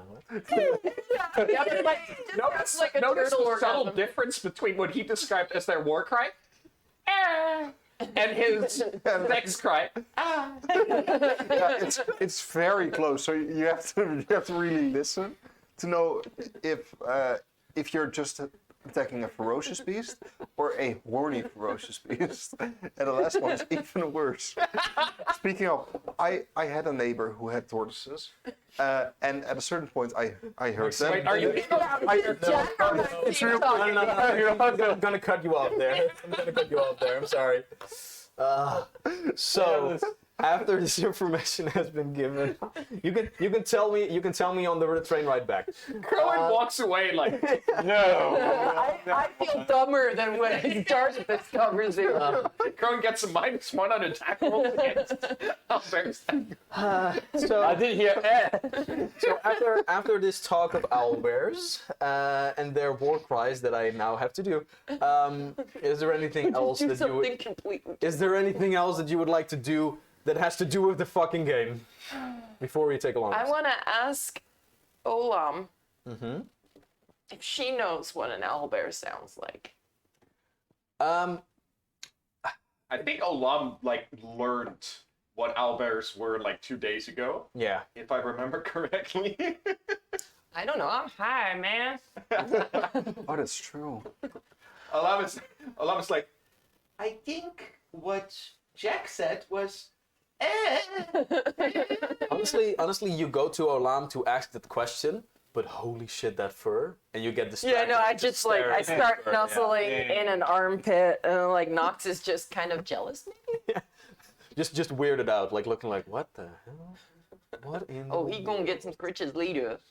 All right, but if there isn't anything of direct worth to the story, then I think we will fast forward to the next morning, yeah. where all of you once again have a hearty meal, this time without edibles, and get ready, preparing your spells, and basically get ready to start your real hunt.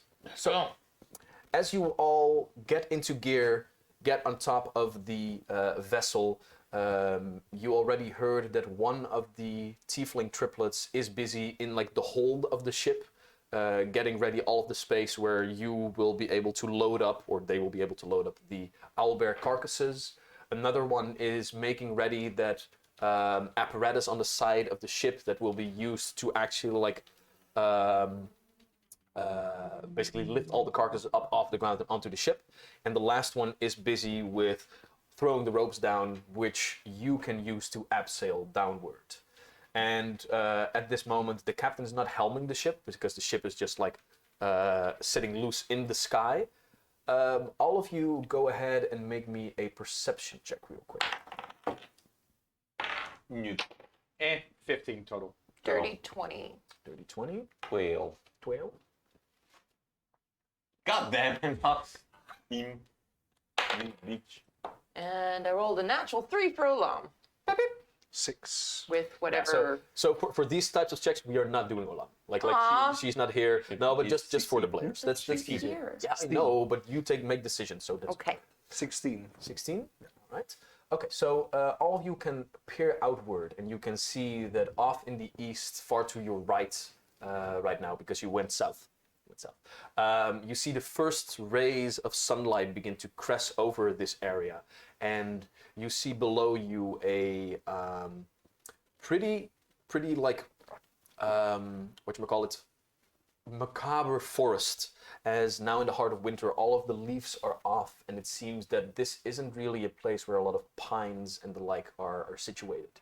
So you see a very actually barren landscape of empty trees, browns, with here and there some nice yellows and the like, and very dark greens of the few plant lives that actually still hold chlorophyll in their May I ask a things. quick question? Shouldn't they be hibernating right now, the owl bears, or do they hibernate? I assume they hibernate. You assumed wrong. I mean, they might, but they might also have a different cycle than what you would typically expect You from would a, think that if you an have Earth it- bear. Here we are getting to the point where doesn't certain adventures that Wouter crafts might not be completely in line with the details of like Yeah. how things work. So owlbears are just nice. That creatures. detail aside, though, I need the ship to go as low as it can because we brought, on Tarush's insistence, several old goats. Yeah, and all of those can be loaded off without much effort. Like right Perfect. here, I would say that you guys have dropped all the way down to basically like 100 feet. So like because these are like nice and big trees that are still situated here, and you don't want to get skewered by branches and the like. So the last 100 feet you will need to abseil, and I would say that as of this moment, the goats are already being unloaded by the tiefling that is operating the what do you call it? Crane. Yeah, let's call it the crane. Perfect. Yeah.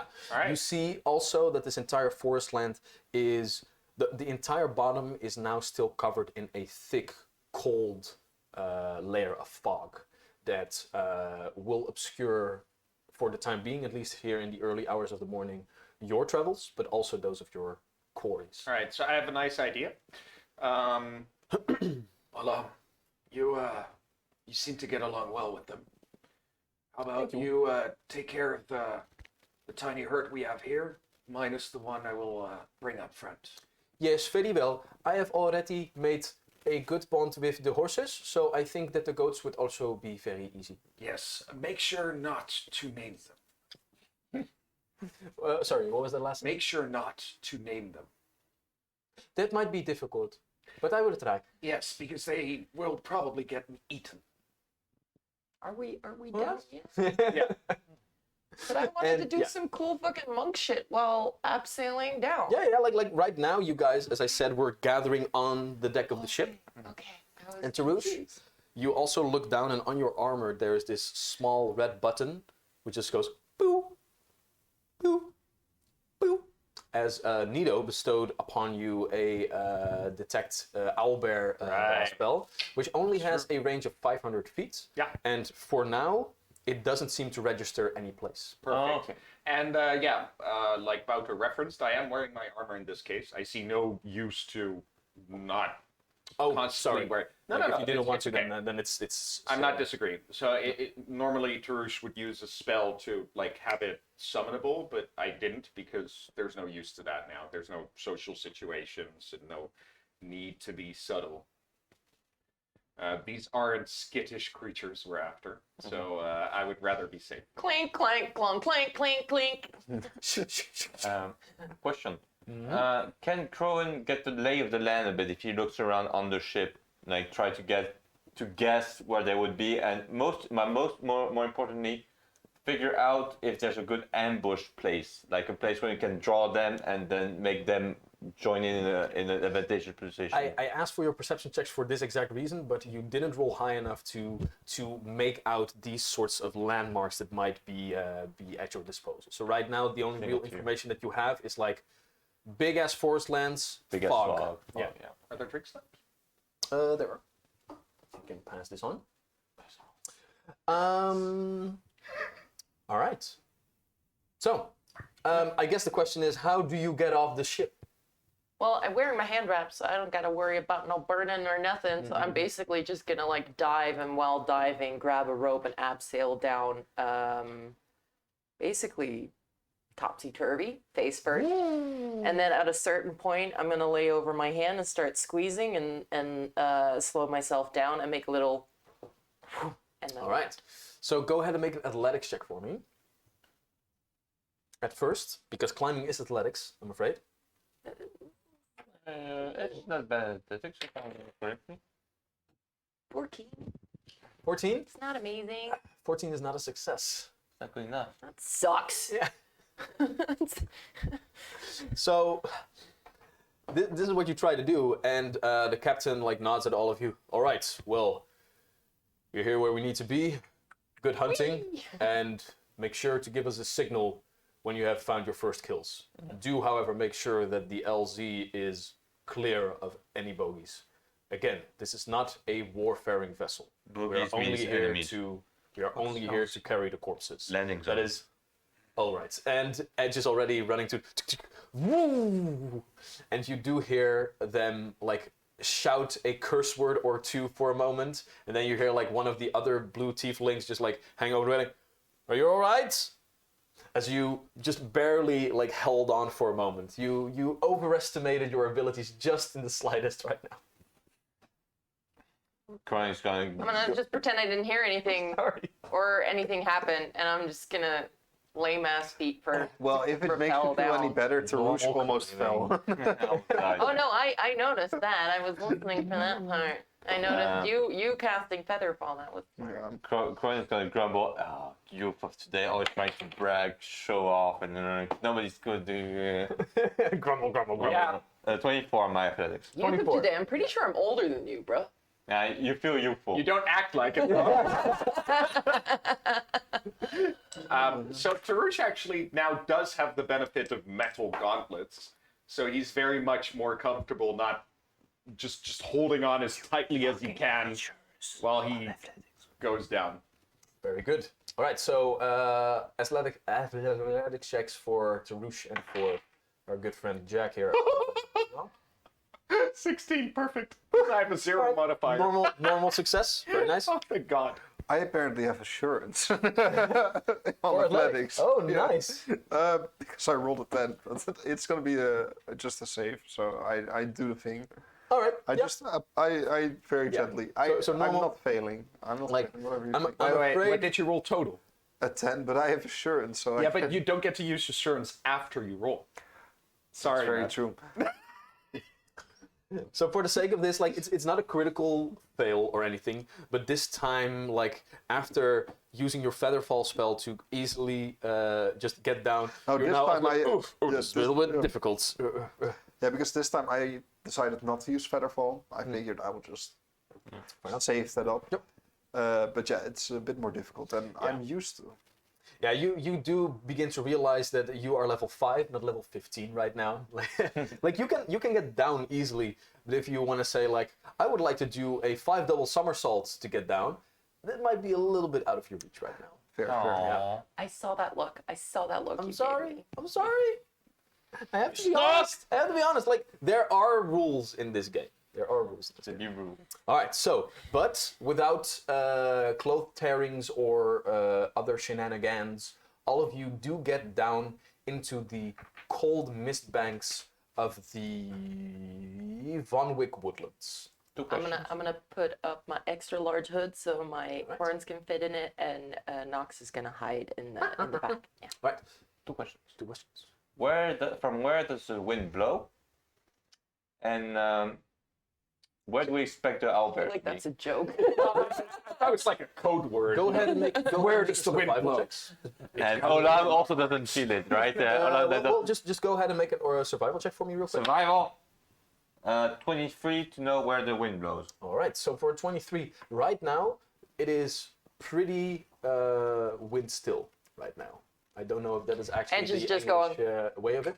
But right now, Basically. the like your finger was already completely wet because of the fog, and the thick layer of fog is just hanging still. Oh, well, then I can still tell where the wind is coming from. There That's isn't- the there's thing no that they wind. teach you in Scouts. But there isn't really any wind right now.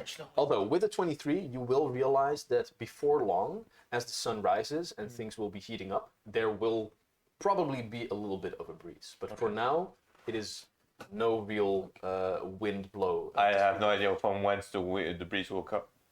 Right? For now, it's very difficult to say. Like you are in the middle of a forest. Yeah. Like it's trees on all sides. All right, so Oh, and one extra thing, Jack already pointed it out, but all of you, as part of your gear to hunt these owlbears, you all have these earmuffs that basically for an action you can put them on or off, which gives you a deafened condition. Deafened has some drawbacks with it. I will look it up real Minus I can do that, guy. perception and Yeah, no, but I got it here as well. And it's easier for me to keep saying things. Yada, yada, yada. You get -2 penalty to perception checks for initiative and checks that involve sound, but don't rely on other senses. But also we rely on other senses, and all of the perception checks that need sound, We completely automatically fail. fail. Yeah. But you're also immune to all auditory effects. And you all have these things because Jack learned all of you that these owlbears use screech attacks. And if you're immune to auditory effects, then those will have no effect on you. So do know that if you wish, you can give yourself a deafened condition by an action to put those on, which will... Yeah, it will save you some hassle. Perfect. All right, so then I'm gonna just thinking right now if I can tell Nox already. Nox knows that when we get close to battle, he needs to get into my backpack. But I think I'm gonna already tell him, like, when you get in my backpack, make sure you're covered. Because I don't think we made any monkey earmuffs. Nope. No. Neither red. They didn't sell those at the not, market. My rat usually just crawls into my back and then finds a very warm and close just spot and just sleeps there. That's why Jack always like casts spells in a weird way because it's always like underneath it. Yeah, in the armpit. That's why I also might have holes in my clothing because she might nibble a little bit on the clothes inside my bag. Just... All right, so to speed things up, we're gonna wait for the goats to come down. They are here now. How many goats? Like, honestly, like a goat is a couple of gold pieces. Like, a small group of goats is a couple of gold pieces, which will be fine. Like, how many do you want? Cool. I know. Let's go with 6 or 10. Sure. 10.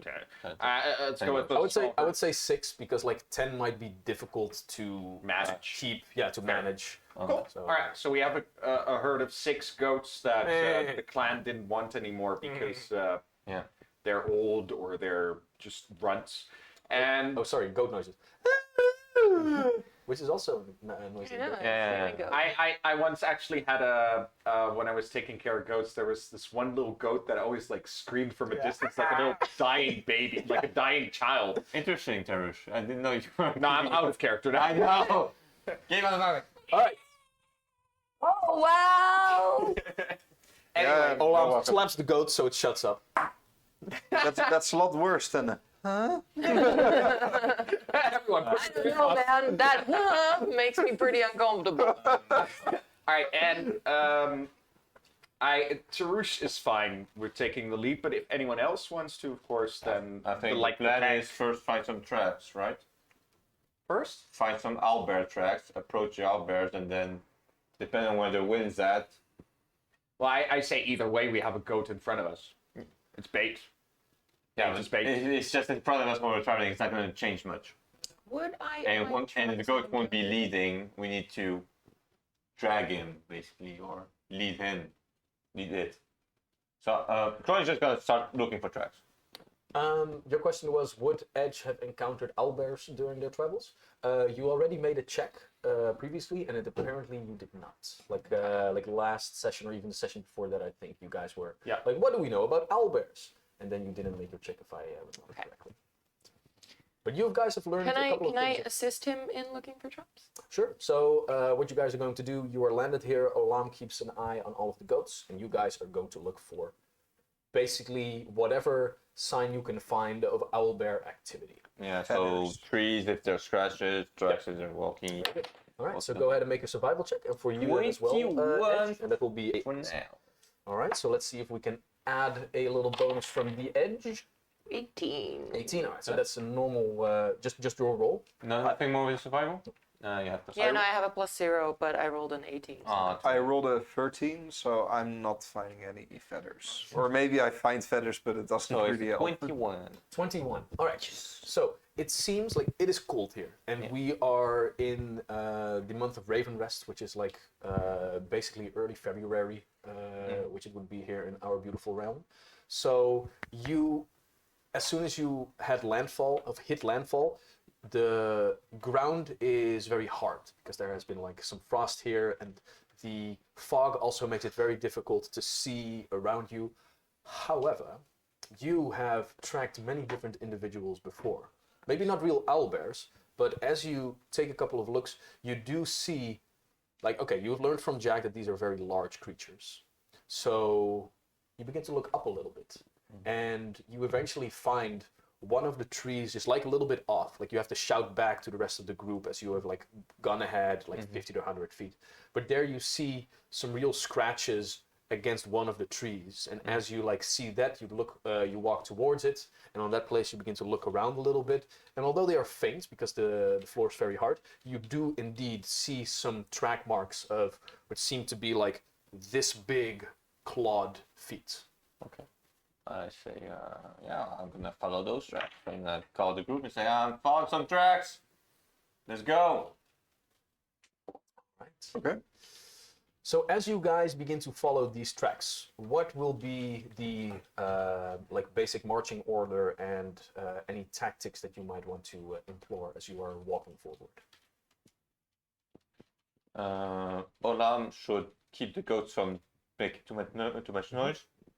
And I can follow. For the sake of this like group, we will just say Olam will be busy like keeping the goats in check, and she succeeds. Just for abbreviation. And I'll be taking one goat and taking it somewhere, like not at the lead, because I'll just follow whoever's You somewhere. want to take one goat somewhere, Tarush? What are you doing with it? It's bait. Yeah. Oh, you wanna? Oh, sorry. Yeah. Like, yeah.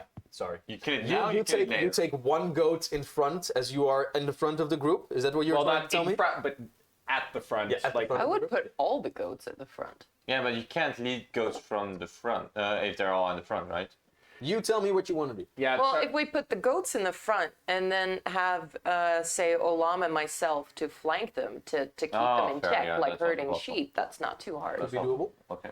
'Cause I can yeah. use my stick to kind of like push Yeah, them but do back we want into. to- Then if there's trouble, they will scatter because we need to focus on other things. Do we want to lure the owlbears to us, or Yeah. do we want an element of surprise? It depends. If we find a good place to actually ambush them, we want them to come to us. If we can't, we might as well just go.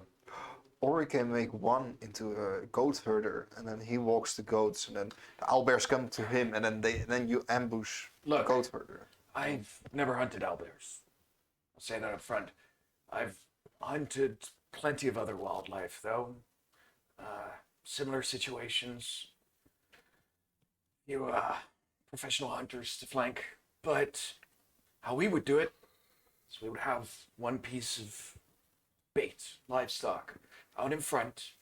Once we had something of a confirmation that they are close in a certain direction, which, and he points at the thing he has, which we now have more than I ever had before. We would just, well, my suggestion is once we know the owlbear might be in front, and Tarush points forward, I let go of this little goat, give him a little smack, make him run in that direction.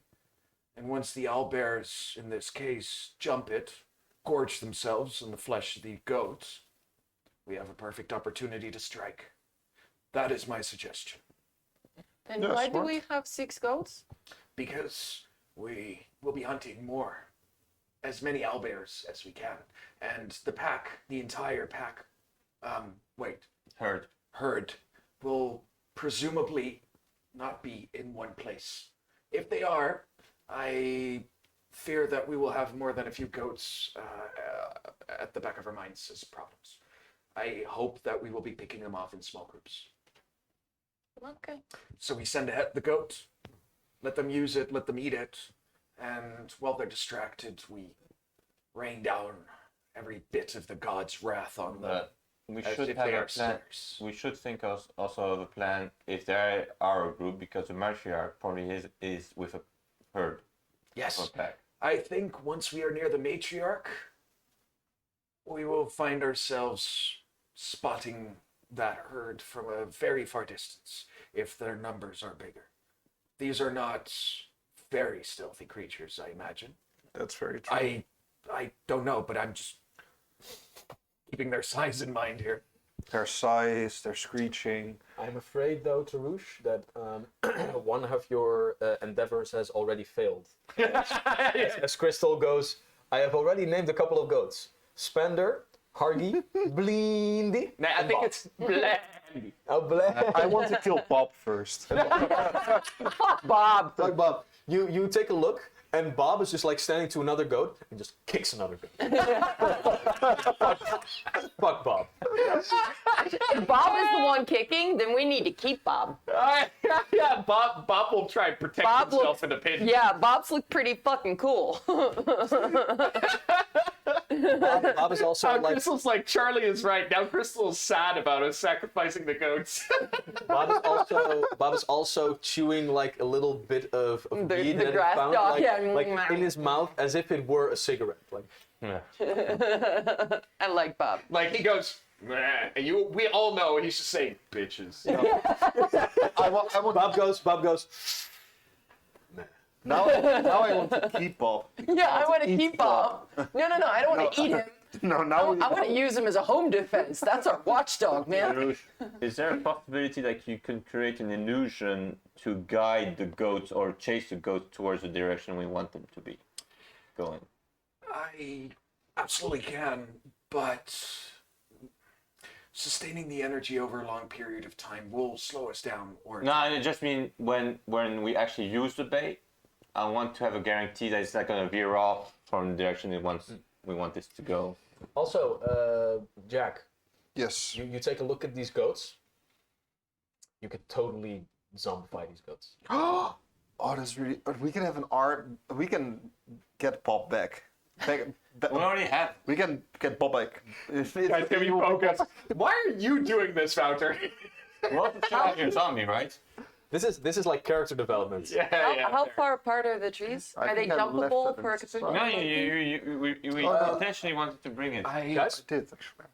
Edge asks me as they look up in the trees, like if a capuchin monkey would be able to jump between them, and all of the trees are like a couple of like meters apart from each other. But as you take a look, they are big and their branches like reach wide, so they have Yeah. like interlocked with each other. So if he's a little bit up top, he should be able to make his way throughout the trees. Right, I'm gonna send Nox up and tell him to scout ahead a bit and report back. Specifically looking for owlbears. He stands on your shoulder, wiggles his butt a little bit as a cat, and then jumps off into the trees and. All right. Good boy. So, let's head in the general direction. Yeah, see what goes. If I start beeping or if Nox starts shouting. Were you looking at your tits, man? Yeah, well, Tarush normally has very little reason other than to appreciate the adornment of his chest plate, but, you know. All right, so you guys begin to walk, and the marching order will be: are we doing the whole herd up front, or are we doing Tarush with just the one? It's just the I think, one. yeah, I would say my Alright. idea. So for the sake of this, there's enough We spacing. can also just for you. use Jack Zombie to lead the goat, right? Did we bring I'm Georgie? I did bring Georgie. Yeah, because for now, I wanted would to- say that Georgie and the rest of the horses are still in Yeah. the ship, Oh. unless you would wish to have him with you. No, here. I think that's a burden. Yeah, I think we have no. extra bait. no, We I think already we have no to keep into real account 6 use. goats. We cannot add a zombie to that. Like Well, Jack- Georgie is very good at herding goats. Yeah, he and- did that and when Jack? he was alive. Georgie is a minion for you, so you can basically just at any time give one of your actions up to just command him to do exactly 2 actions. So if you have to like total control of Yeah. Georgie. I think I keep him in the. I think it's a one done deal if he goes against an owlbear. Yeah, You So- and your zombie! no match. No, like one not hit yet. and poof, Georgie's Yeah. gone. I'll use it in a social situation, Alright, like great, like great. we normally do. Okay, so Tarush, up front, clink clanking with one goat at his side. The rest of the party members in the middle, and Olam basically picking up the back of the group with the rest of the goats. Yeah. In so doing, you begin to track forward, Crowan keeping a close eye on the like scratches of owlbear feet, or at least what you assume to be owlbear feet, as you begin to make your way throughout the woodlands. As you are doing that, and Olam is keeping watch of the goats, just real quick, is there any like activity that you guys would like to do while you are traveling, or you're just keeping your eyes open? I'm just keeping an eye out for Nox, and if he comes back with no report, I'm going to send him in a different direction. All right. Tarush? Yeah, I'm busy with the goat and focusing on Yep. the spell that Nito cast, so I think I have my hands full. Very well. And Jacques? I am. I think I'm working with the goats in the back, just herding them. I have some experience with herding ghosts and other animals, so I think I'll do that. Yeah, he comes from Alabama. It's Arkansas. Oh, my bad. So, I would like Tarush, Edge, and Crowan, all three, to go ahead and make me perception check. Crowan can also make survival. I'm gonna go with a 22. It's dirty 20, baby. 20, 22. 22. Nice. All right. All three of you actually realize this as you begin to make your way through the woods, keeping your eyes open on whatever you might find. You do eventually, not in the direction that you guys are heading per se, but parallel to you, like to your left, you eventually find a figure out in the mist. And as you take a good look, it seems to have a nice bundle of brown feathers that could very well hail from an owlbear. But instead of actually being the large bear size of an owlbear, this seems to be a humanoid figure. And as the person comes a little bit closer, you see that it is walking with like a stick and taking a look on the ground a little bit, not really realizing like where you guys are, but eventually also like looking up. Oh, a little bit skittish, like a person just like 100 feet off to your left. I'm gonna make a whistle to get Nox to come back. Sharp whistle throughout the woods. Who are you? Oh, I'm gonna wave. I'm gonna wave as well. at which point the person very happily like waves back for a moment and then quickly like begins to dart. There's still some underbrush on this forest. It's not like clear ground and only trees, of course. There's a little bit like haphazardness that eluded this person before he became known to you. Is it Nito? It is not a Nido. It seems to be a little Drink. bit too large for a Nido, as this seems to be, as he comes closer into view, a human. As a man, a little bit like sun-kissed skin, long, dark brown hair that's a little bit tangled here and there, a cloak that seemingly is made from like these large feathers with which he is adorned. And as he like begins to jump up to you, you can hear the wrinkling of like the large claws and teeth that he has on multiple necklaces and armbands hanging around himself. And you can see that as part of this cloak, he actually has like these two small, what Jack would realize are owlbear claws that he can like basically like put his hands in and like wrap the cloak around himself. So he has like these small owlbear claws. Yeah, so adult human male person jumps up to you, not wearing any real shoes, but he does have like some fur wrapped around his feet to at least combat the cold of the winter, and seemingly a staff with him, which is also like adorned with a small rattling poof of We don't use that word anymore. poof. Sorry. That's another word for gay. Sorry. Sorry, it has a Oh, that's just cigarettes. a puff of yep, a puff of more beautiful colored, very dark feathers, like almost black, but as you see a little bit of light like reflect off of them, you can see they are actually a very, very dark blue. And hunched over, this person comes towards all of you and says, "Oh, didn't think to find other people in the woods. Hello, who are you then?" You first, because I think it's kind of interesting for someone to walk around in the woods like you do. I'm yeah, a lot of people find it a little bit strange what I do. I am Evan. Hello. I am Crowing of Bilton of Torska. Wow. I had to That is remember that. a name. very long name. Yes. Tarut's kind of okay.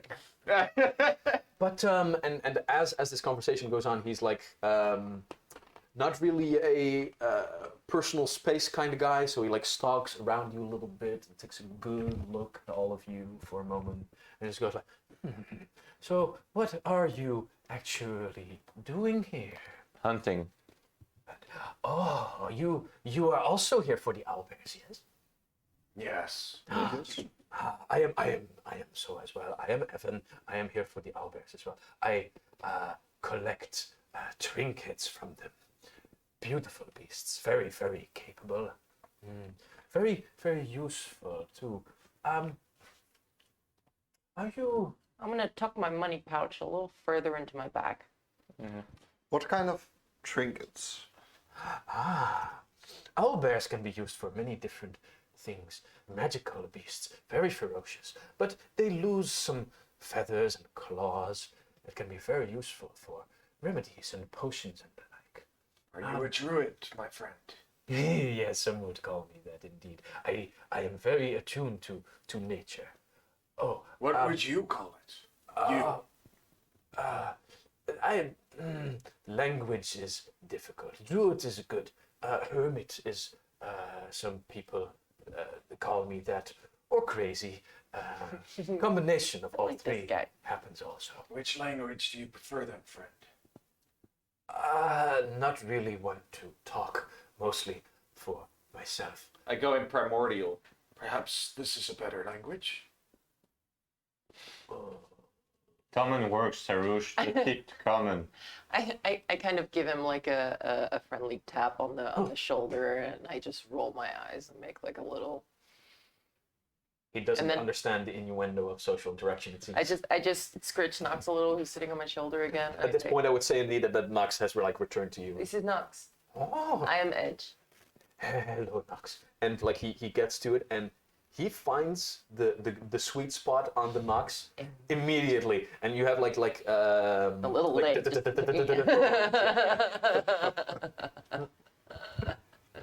Would you like to feed him something? Oh, well, that depends. I am stalking the owlbears for some time now, but it is difficult. What are Yeah. you? Present him with a little I, bit of food for Knox. I lean in to Crowan. And yeah, while he. Fair. Can I make an insight check or I'm not something to see what he's looking at? In the meantime, Tarush leans in to Crowan. I don't trust him. I suggest I will goad him into action subtly. See what he thinks of our objective.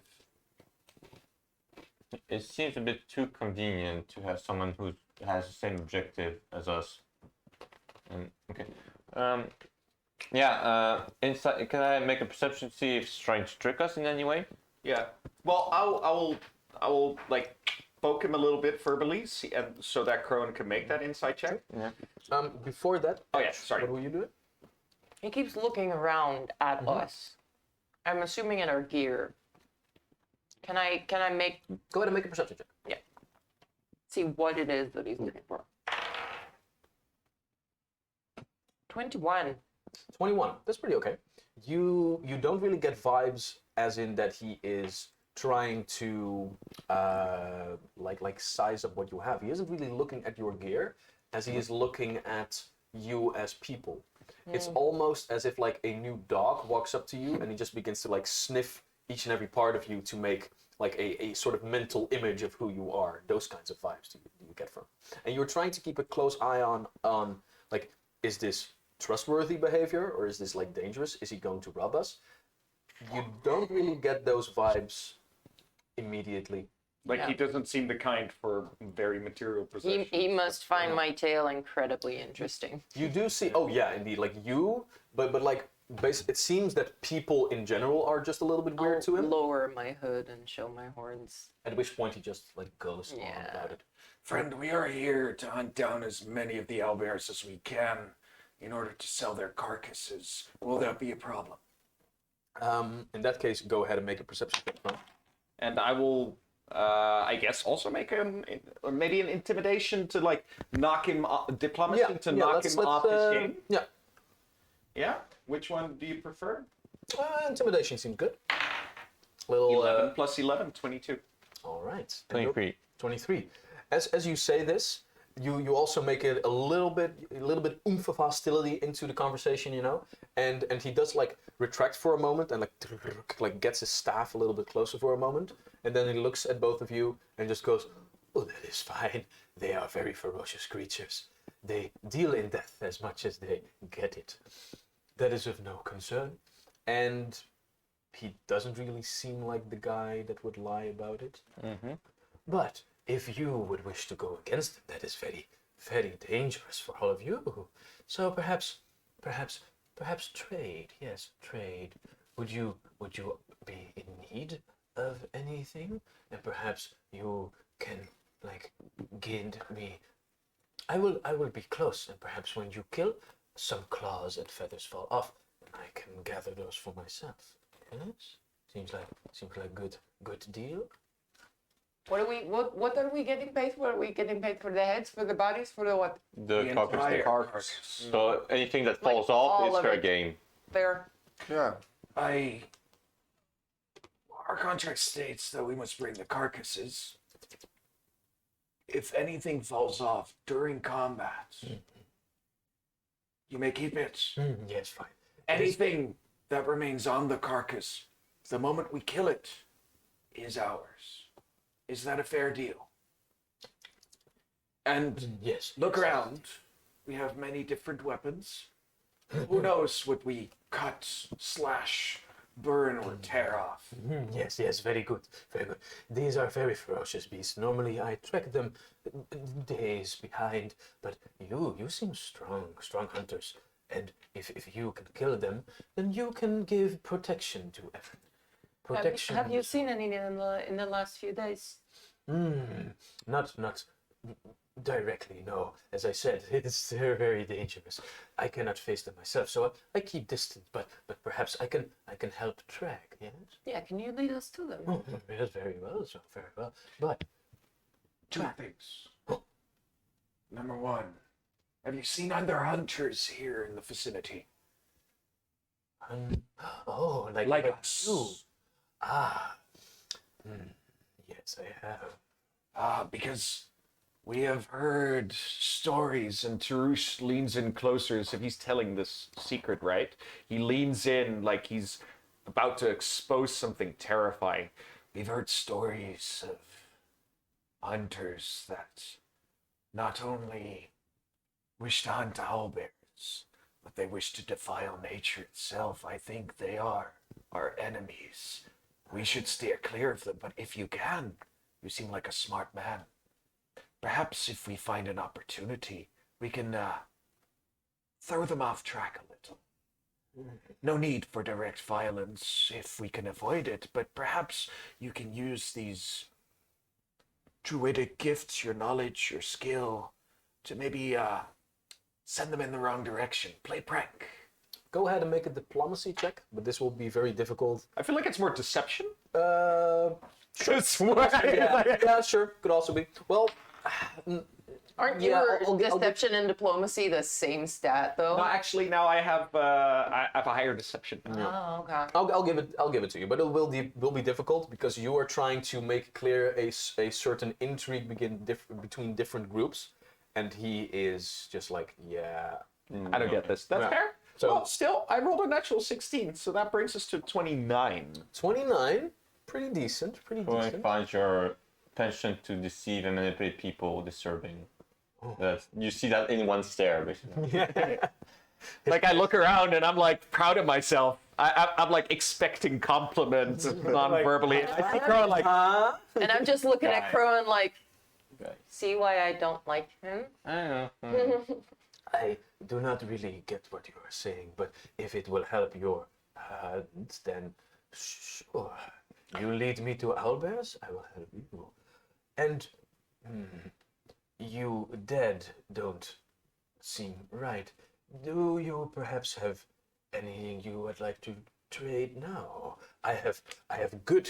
And he opens like a leather satchel for a moment, and he has like different herbs, and you see a mortar and pestle there, and Pestle. pestle, sorry. Yes. and some vials and the like.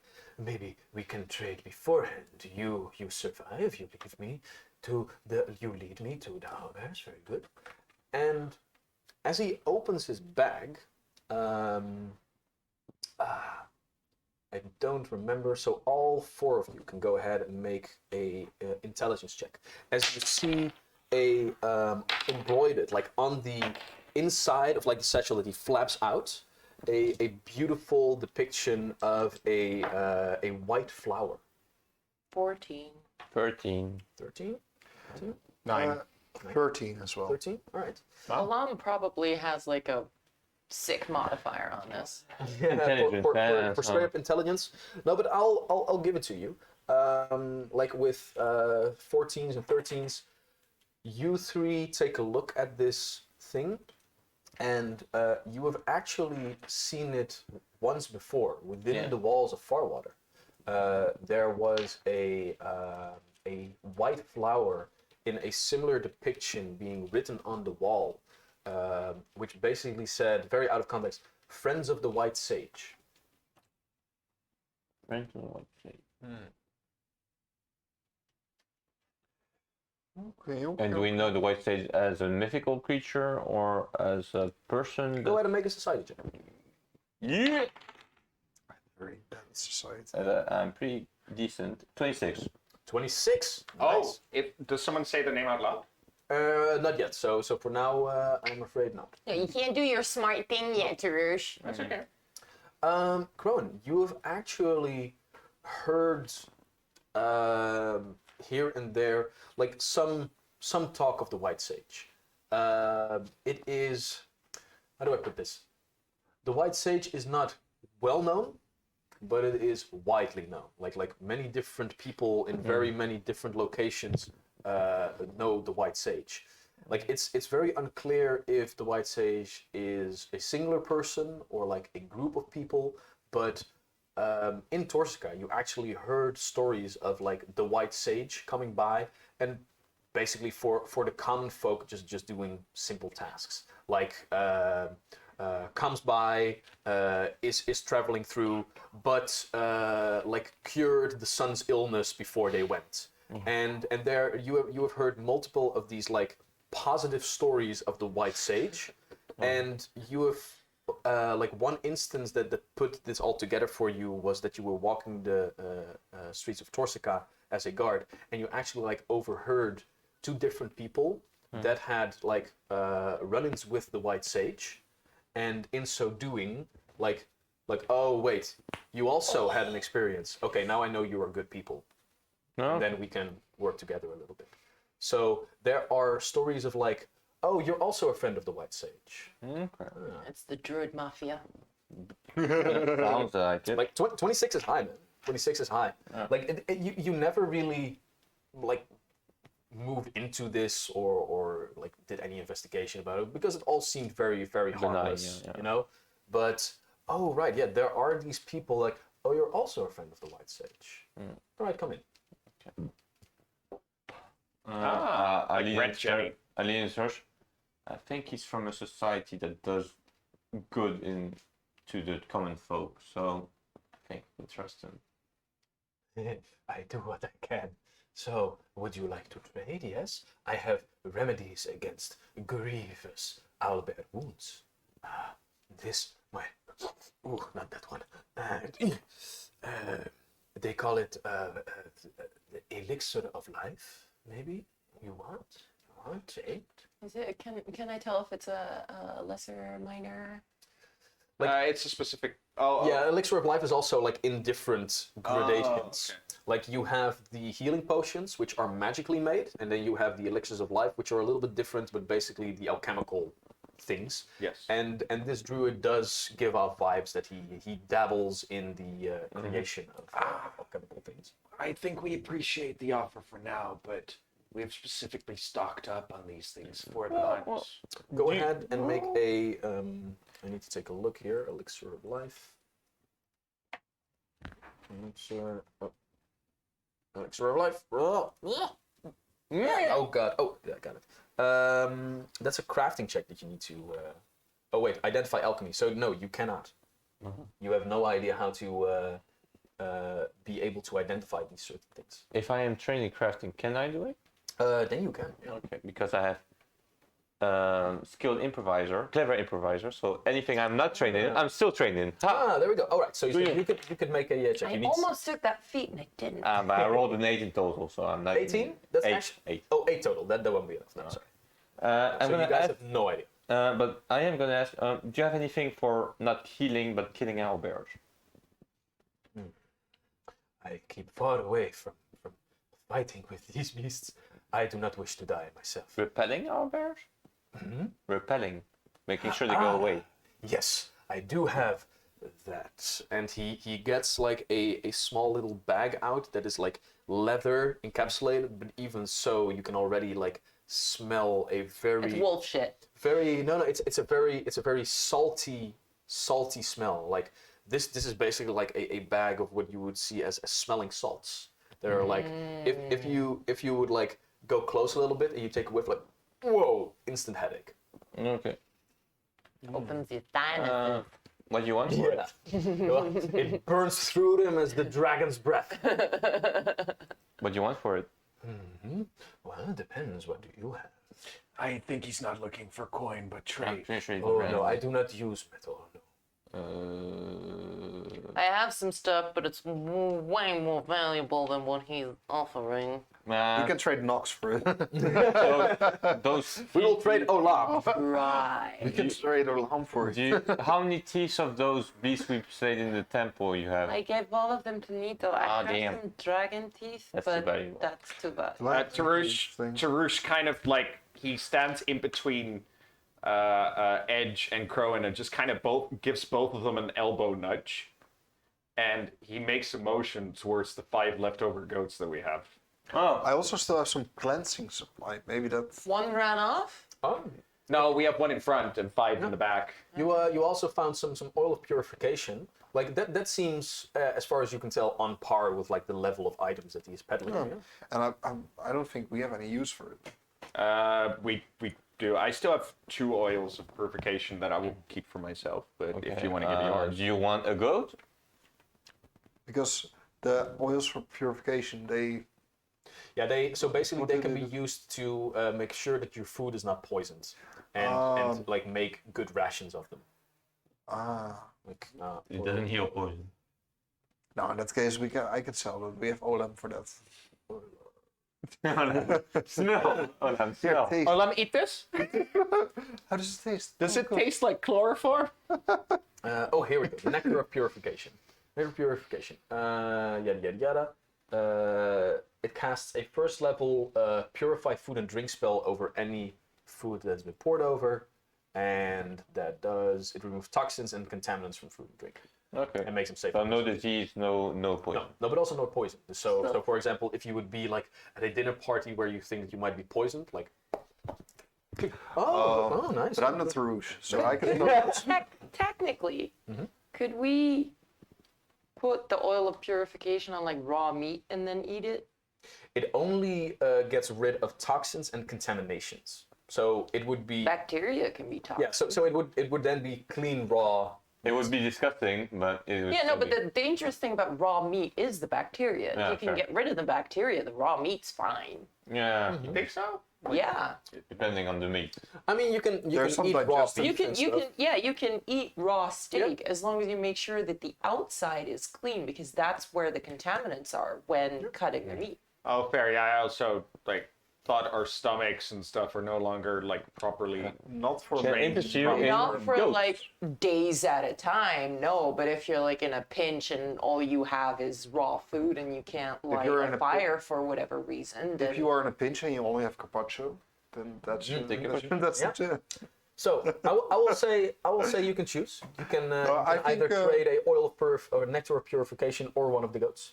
I think maybe the oil. Okay. Unless we actually have too many goats. If you want to part with the nectar, I'm fine with it. If we have too many goats, then we can also sell the goats. No, we're not sure if we have too many goats. We don't know. Let's kill some owlbears first and then see if we can trade. Yeah, Because let- if we have a goat spare, that can last him for a while. I mean, well, I don't have the sense that this is a particularly important item right now. I think the thing is, if we somehow get into a fight we can't handle, having something to repel owlbears is pretty cool. But Charlie, if you are not like having a discussion of 2 hours over a level 1 item, are you Yeah. actually playing Pathfinder? Yeah, fair. I'm just kind of sitting here like, come on, guys. I have 3 files, so I can just give one. All right, yeah. One would be a good trade. Okay, Okay. so basically you write down that you have a stink bomb. Stink bomb. You have a stink bomb. Stink bomb. All right, and with that, as you trade the stink bomb, and now with this weird hermit man known as Evan, that is somehow connected to the White Sage, whatever that person or group might Oh, I'm making connections here now. Okay, You, this is. be. Okay. You guys continue your travels as he takes a couple of steps. Well then, let us find some owlbears, shall we? Follow me. Tuk, tuk. And as he begins to lead and guide your group forward, we will end today's session. Yeah, nice. Yeah, Hideko just confirmed it. I was like, oh, this is. I like made the connection now that this is the wild card. Yeah. That he purchased last session. Yeah. Maybe. Nice. Ooh. No, he already confirmed it in chat. Maybe. No. So yeah, Ave, thank you so much for still joining us for the second half of the actual session. Good to have you. Good to have you. And hell yeah, next week we will finally be doing the actual owlbear hunt. When I get home, I think you've been saying that at the end of session for like 3 sessions now. We'll get to it. by the time I get home, I will have been on the train longer than I was here, but I don't give a shit because this was so much fun. That's very. We're very glad to hear. Yeah. So with that, thank you so much for watching once again, all y'all. Thanks Hideko for the wild cards that he gave to us. So indeed, this NPC Evan the Hermit is of his creation. And next week we will have a new wild card and also, of course, other story beats that can be purchased by you lovely folks. But until then. Also, thank you to Amunra for these lovely scented candles that he gifted to us. We have been lighting Druid's Grove, and I definitely had like a little bit of a pine thing going on in Yeah, the and it's corner. nice because like you were warning us about your feet, but I didn't smell them at all. Right. Because I kept my shoes on. I can still take them off if you want. Oh, I just thought it was the candle. Fuck you, man. Yeah, but I'm definitely keeping this Halfling's Tavern. It is so delicious. It smells like chocolate. So too bad that we don't have Smell-O-Vision on Twitch yet, but in the new patch, you guys will also be able to enjoy all of the beautiful scents that Moonra has bestowed upon to us. So sweet. Thanks, bro. But for now, thank you so much for watching. Next week, more shenanigans. Hopefully also again with a crystal that feels better. But until then, enjoy the last 2 hours of your weekend. We love you, and goodbye. Ciao. Bye.